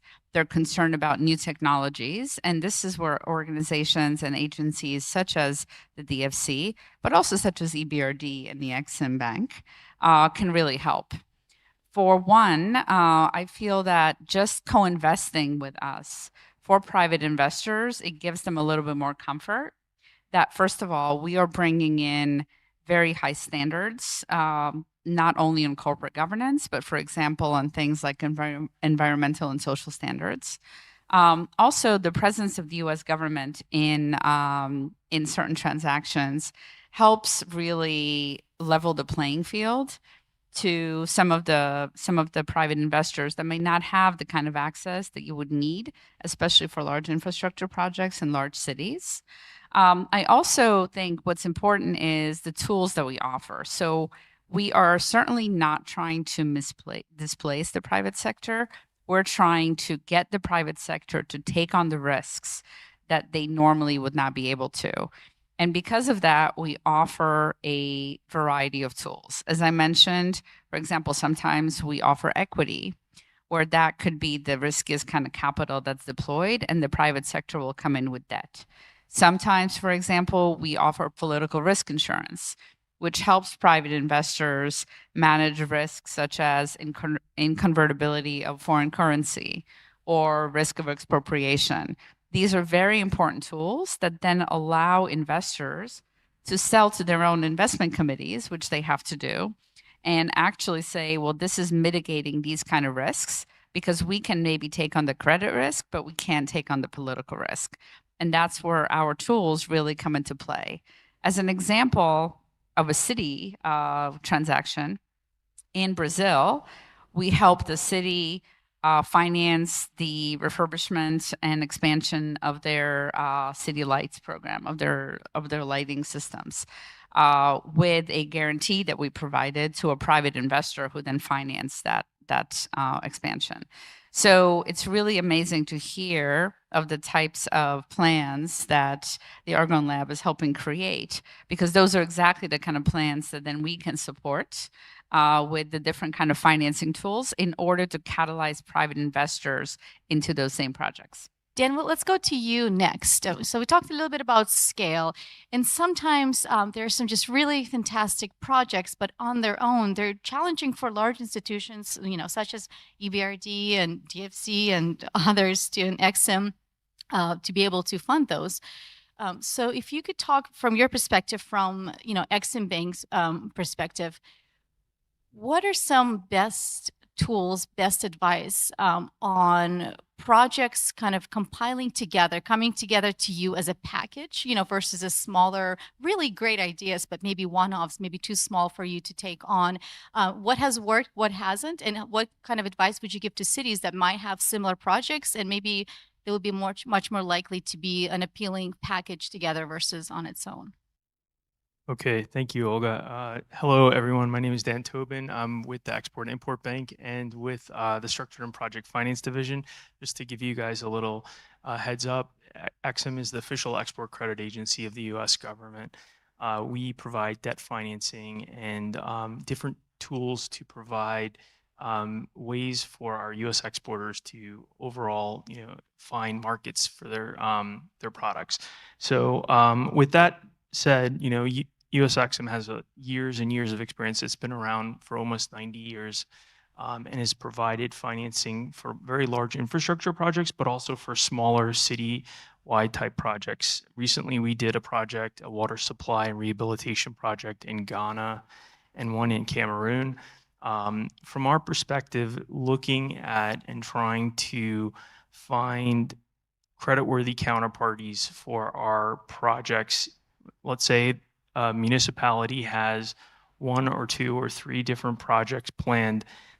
We can look at potential green bond initiatives where we would guarantee a green bond that could potentially be used for any types of infrastructure projects like water purification plants, wastewater treatment plants, battery projects, fuel cells that use electrolyzers, energy efficient windows, data centers.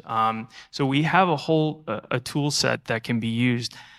We look for a general credit quality of a municipality that can be used. We have a program called the Sub-Sovereign Program too as well, where we'll take the credit rating of the local municipality, like a B, as long as it's a B minus or a B, I think it's a B minus. That's the minimum credit rating threshold that we need. And we can compile a series of different projects together and look at the transactions. And as long as the corporate counterparty is strong enough to support these discrete projects, we're able to consider them for lots of different climate change and energy efficient programs. EXIM right now is very focused on climate change projects. We have what's called the China and Transformational Exports Program. And of these transformational exports, renewable energy, energy efficiency, and energy storage projects are at the center of these, the focus of what EXIM Bank is trying to deploy. And so from our perspective, if a municipality comes to us with one of these proposed projects, we could certainly work with them. We will typically look at, if it's a project finance structure, we would just look at generally the elements of the backing behind those projects, but then also all the different counterparties that are associated with the project. Do they have the wherewithal to build the project? Do they have the management expertise to build it? Has the technology been used before? Is the EPC contractor and build the project together? And the contracts have to be in place for the lenders to kind of gain the typical comfort that they would want to see to come and provide the financing for these projects. So there's lots of different risks, lots of different ways to mitigate those risks. And if you have an experienced team pulling this together, it can all ultimately be made to come forward. So thank you. It's municipalities or cities. There's large ones and small ones, and to be able to do the analysis, to develop the business case, it's challenging. And one of the things that the national labs tried to do is be a source of information on what is the cost of current and commercially available and technology on these new innovative technologies. What are the emission reduction potential of these technologies? What are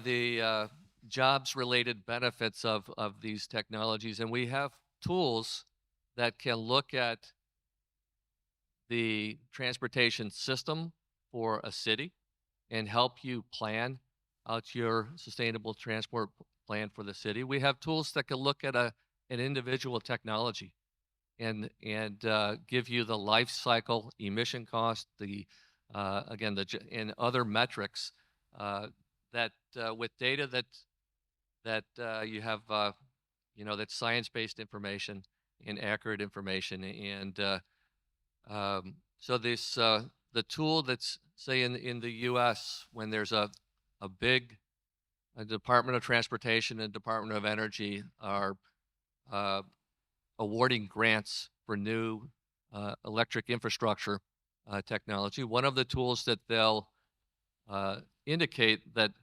those that are submitting proposals could use is a tool called GREET. And GREET is that develops what is the cost going to be, what are the life cycle emissions going to be, and what are the jobs, and what are these other metrics. We have a new version of GREET that we're working with the International Energy Agency on to update the data, and it's going to be a Europe version of the model of the tool. So we can help municipalities, help cities with their planning process, providing these standardized tools and information as well to support their planning and decision making. Maybe I could just say, speaking about reducing risks, that it is important for the municipalities to improve governance, and this is where EBRD supports a lot through better regulatory framework, public service contracts, so that the municipal sectors can gain the capacity to operate and develop their assets, and then to develop resilience plans, which became more visible as a need in the wake of the various crises that we saw, whether we speak about health, economical crisis, or regional crisis. And one more thing, it's important to work with the municipalities so that they reduce their dependency on subsidies and have their own long-term development plan that becomes feasible. A couple of you mentioned how important it is to have everyone coordinated, whether it's financial advisors, contractors, but there's also the broader local communities engagement piece, right? And I think it would be really interesting to dive into importance of that and the role that that plays in order to, again, reduce risk, but also ensure long-term success of the project as well. I don't know if any of you have examples of kind of best practices of what has worked well and how we should think through local engagement, municipal engagement, but also just city level engagement as these projects are being explored, financed, and potentially realized as well. I don't know if anyone wants to contribute. Maybe one comment, all EBRD's interventions have integrate stakeholder engagement plan, whereby we work with our municipal clients to identify the right stakeholders that can support the project or the sector, or can contribute to those investments. For instance, in the Green City Action Plans that I just mentioned earlier, stakeholder engagement and public consultation, bringing together all relevant people and institutions from the region in the decision-making process is a key part of this development. Bruce, you have an example? Really, the focus of our Alliance of Green Cities work is on these cities that have ambitions, that are developing their climate city contracts. And they've established a stakeholder committee or stakeholder group that's informing their decisions. And what's special or what's unique about the P-TECC Alliance of Green Cities is that we heard on our last panel that sometimes municipalities, find it challenging to speak with national authorities. But here at P-TECC, we have the business forum today. We have the ministerials tomorrow. We have the municipal representatives here together with the national leaders. And it really, I think it amplifies the voice of the municipalities. And I think it accelerates action by doing so. Yeah, I can add that similar to EBRD, all of our projects need to meet the IFC performance standards, which is very heavily focused on engagement of all the stakeholders. And it's important that that we do that, because sometimes interesting thing comes out that you might not foresee. For example, when we finance ports, what I've seen happen is that we're focused on the port and dredging or not dredging, but actually the community is getting affected just by the increased traffic. And it's not just the community around the port; it's actually the entire city is all of a sudden being affected because this port has increased its capacity by 20%, right? So you really have to cast a very wide net when you're looking at stakeholder engagement and who will be affected and how by anything that we do. And I think that that's important for every city to do. Thank you so much. Only thing I have to say is, Exim follows the IFC performance standards too, and we also have what's called a Make More in America initiative, and we engage the public under our NEPA process. So the National Environmental Policy Act requires us to kind of have more of an engagement of local communities for any projects that we're building and potential impacts that our financing could have in the local environment, both social and environmental.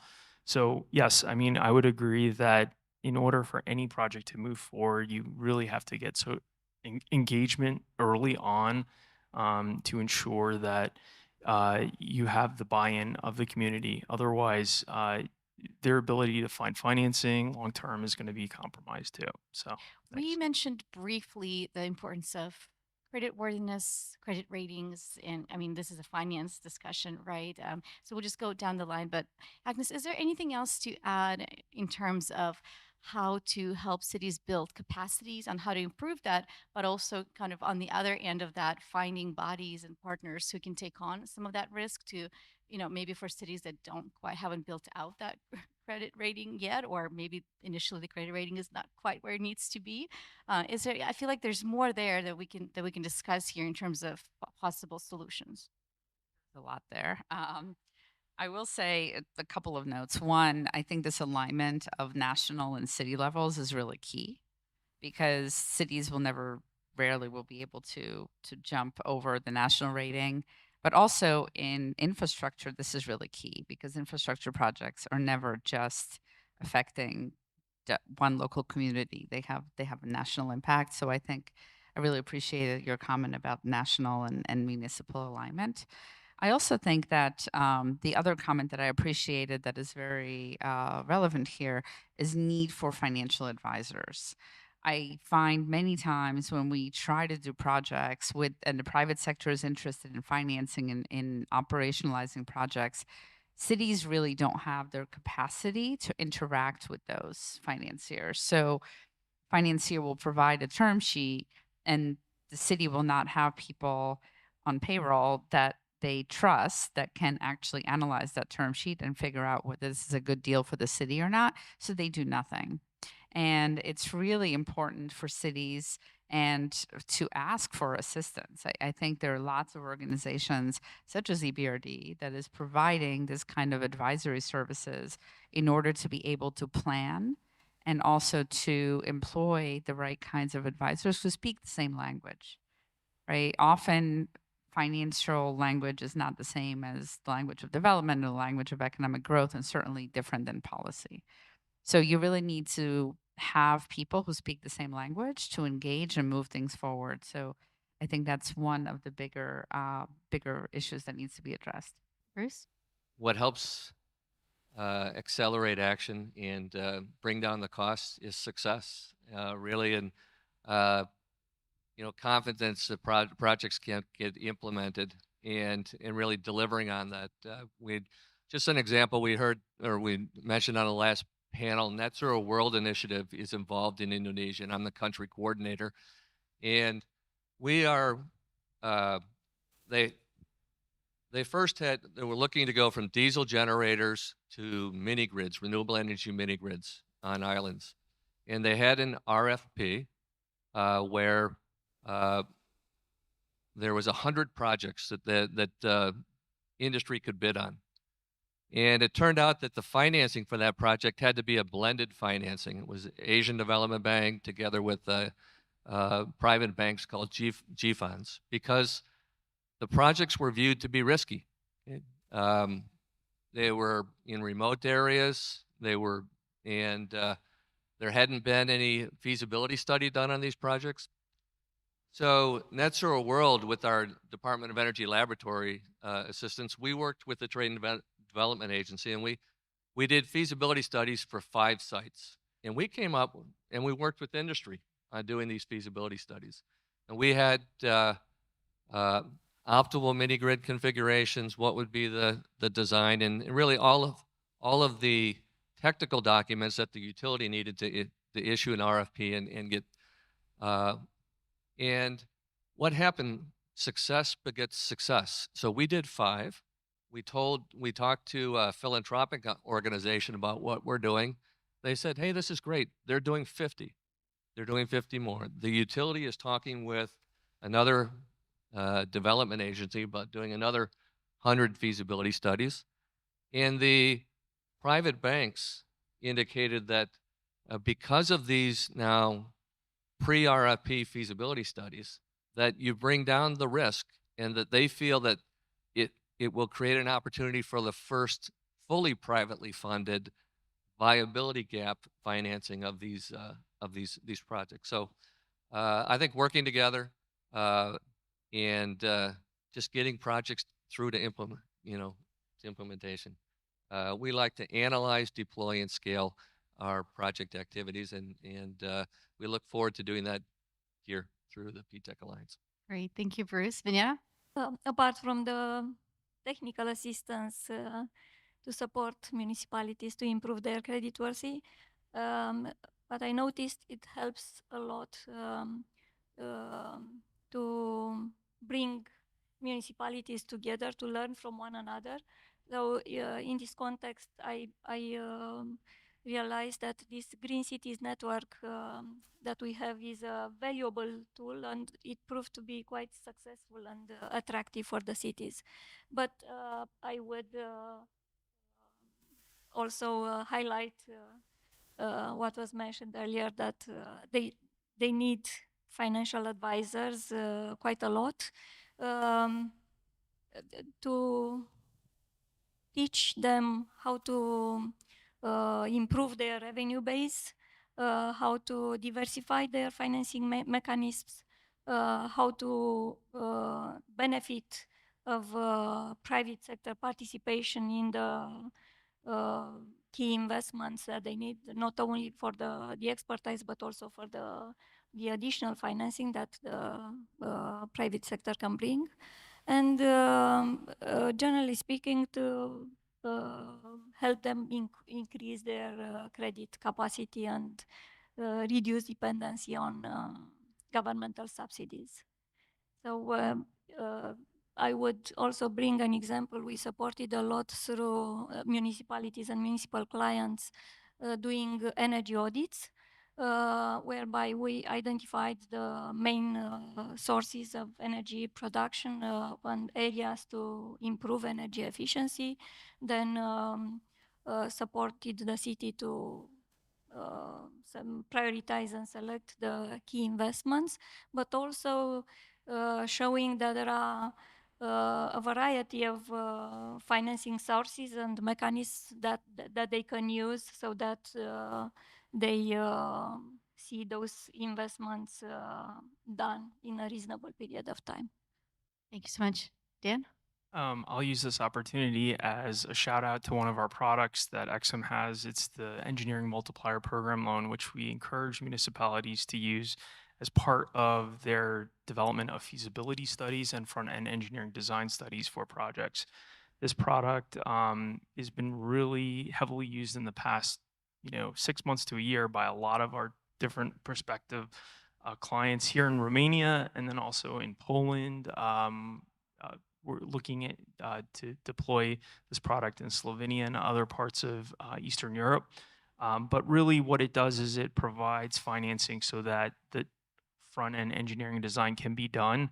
Down the road, that financing can be rolled into the much larger CapEx loan that we have. So let's say they decide that the project is, after the feasibility study is done, it makes sense, both economically and other purposes. Then those funds and the loan amount, it starts off, let's say, with a 5-year repayment. It can be rolled into a much longer tenor, up to 22 years for renewable energy type projects, for example. And so, again, financial advisors, of course, are extremely important. They will help the municipality kind of come up with financial plan that is going to make sense long term. But then all the other pieces have to come together. You have to think of, does that project developer have strategic capital and strategic equity to invest in the project? Are there other equipment suppliers who are able to provide guarantees for their product? Are there EPC contractors that are going to be able to execute and build the project on time and on budget? There's all these different facets that have to come together. And so these are the things that having that type of expertise in-house or contracted to build these projects, that will be long-term helpful in the deployment of their projects. Thank you so much. For the final round of questions, and if we can keep them to about a minute, 2 minutes each in terms of your answers, I'm curious to know your thoughts on, without getting too technical, on the different innovative solutions and technologies in their implementations, especially at the municipal and city levels, are they matched with the financial mechanisms that are out there? And let me give you an example of what I'm asking. For example, like energy efficiency solutions, right? When it comes to energy efficiency, you're investing in energy that you're saving. It's not tangible. It's not like a big wind farm or a solar, a solar farm. It's something that you can't see, but you eventually see the savings, right? So some of these solutions are just harder to see, physical benefits, but the decarbonization and the financial benefits are there. And this is just one example. Then we can just go down the line this way. Are the financial tools that are out there matching with the technologies that are available and should be implemented at the municipal level? So it's interesting because it kind of hits a lot of different issues that lenders are facing today, which one is also monetizing the revenue stream from these products. So a lender's most interested to see, okay, if there's energy efficiency, where is that, how is that being monetized into a contract that we can see revenues being generated at the time when debt service is due? So that's a story and a narrative that the borrower has to kind of explain to the lender so the lender understands, where the revenues are coming from. The same thing goes for, conventional technologies that are on the marketplace. But today we're seeing a lot of interest in innovative technologies that are new or significantly improved that, compared to other technologies, they haven't been deployed into the marketplace as of yet. Most lenders generally they get nervous, if it's a newer technology. And so they need to see other types of risk mitigants included in the project proposal, such as technology risk insurance or cash collateral accounts or things of that nature. So, typically we would see, looking at newer technologies for sure tend to require much more due diligence than conventional technologies that would already be, deployed in the marketplace. Vinera? This reminded me how we worked with the Ministry of Finance and other central and local authorities to identify ways to recognize these energy savings in energy efficiency projects in the accounting system as basis for payments of the companies that rehabilitate the infrastructure. So that happened some 10 years ago. We are still working on some of these issues. But indeed, on that occasion, speaking about energy efficiency projects, we brought in this ESCO concept, energy saving companies that can be part of the investment process and financing process. And that was one of the examples we dealt with. But indeed, this is, I would say, EBRD's job, apart from other financiers, to work with the municipalities and municipal clients, identify various suitable financing structures. For instance, EBRD doesn't have fixed products. We work with the client to identify the most appropriate financing structure, whether it is about loans, bonds, project finance, PPPs, and so on. It's not always easy, but this is what we do. Thank you, Vinaya. Bruce, 1.5 minutes. Just, I think it's, you know, there's the investment and there's the business model. And I think one of the things that the laboratories can help with is sharing best practices on sustainable business models and investment mobilization. So, you know, whether it be green bonds or a municipal aggregation program, we really need to look at the city, at the municipality, at the project, and really align the investment or business model to the specifics, locational specifics. Thank you. Agnes? I think that what cities need to be, and obviously are aware of, is climate change. And I feel that efficiency, energy efficiency measures, building efficient infrastructure, building efficient buildings, or energy efficient buildings, is a way of mitigating the effects of climate change that all the cities over the world will experience. And I think investors see that as a long-term risk mitigant, so they would rather invest in projects that may be more expensive right now, but over the life of the project have a much lower risk of being subject to climate change risks than in a project that maybe is cheaper right now, but doesn't have that long-term insurance that is built in. So I feel like that's how energy efficient projects are really being sold to the investor industry, and I think it's working. Thank you so much. This was a fantastic discussion, and I think it again reiterates the point of the cities and municipalities' role in decarbonization, in innovation, in strengthening security, in even, I would say, dare say, competitiveness as well for the local communities, for at the national level too, and it kind of discussing how some of the local solutions can aggregate to contribute to those global targets, right? Some of the key things that we talked about was the importance of risk minimization, insurance, reassurance where possible, minimizing risk where we can, the importance of coordination and making sure that all of the stakeholders are working towards the same vision, the importance of technical expertise and you know, stress testing these plans, these theories, these solutions, and of course capacity building as well. But most importantly, the transatlantic cooperation on all of these solutions, and this is why we're all here. So please join me in thanking our fantastic panel.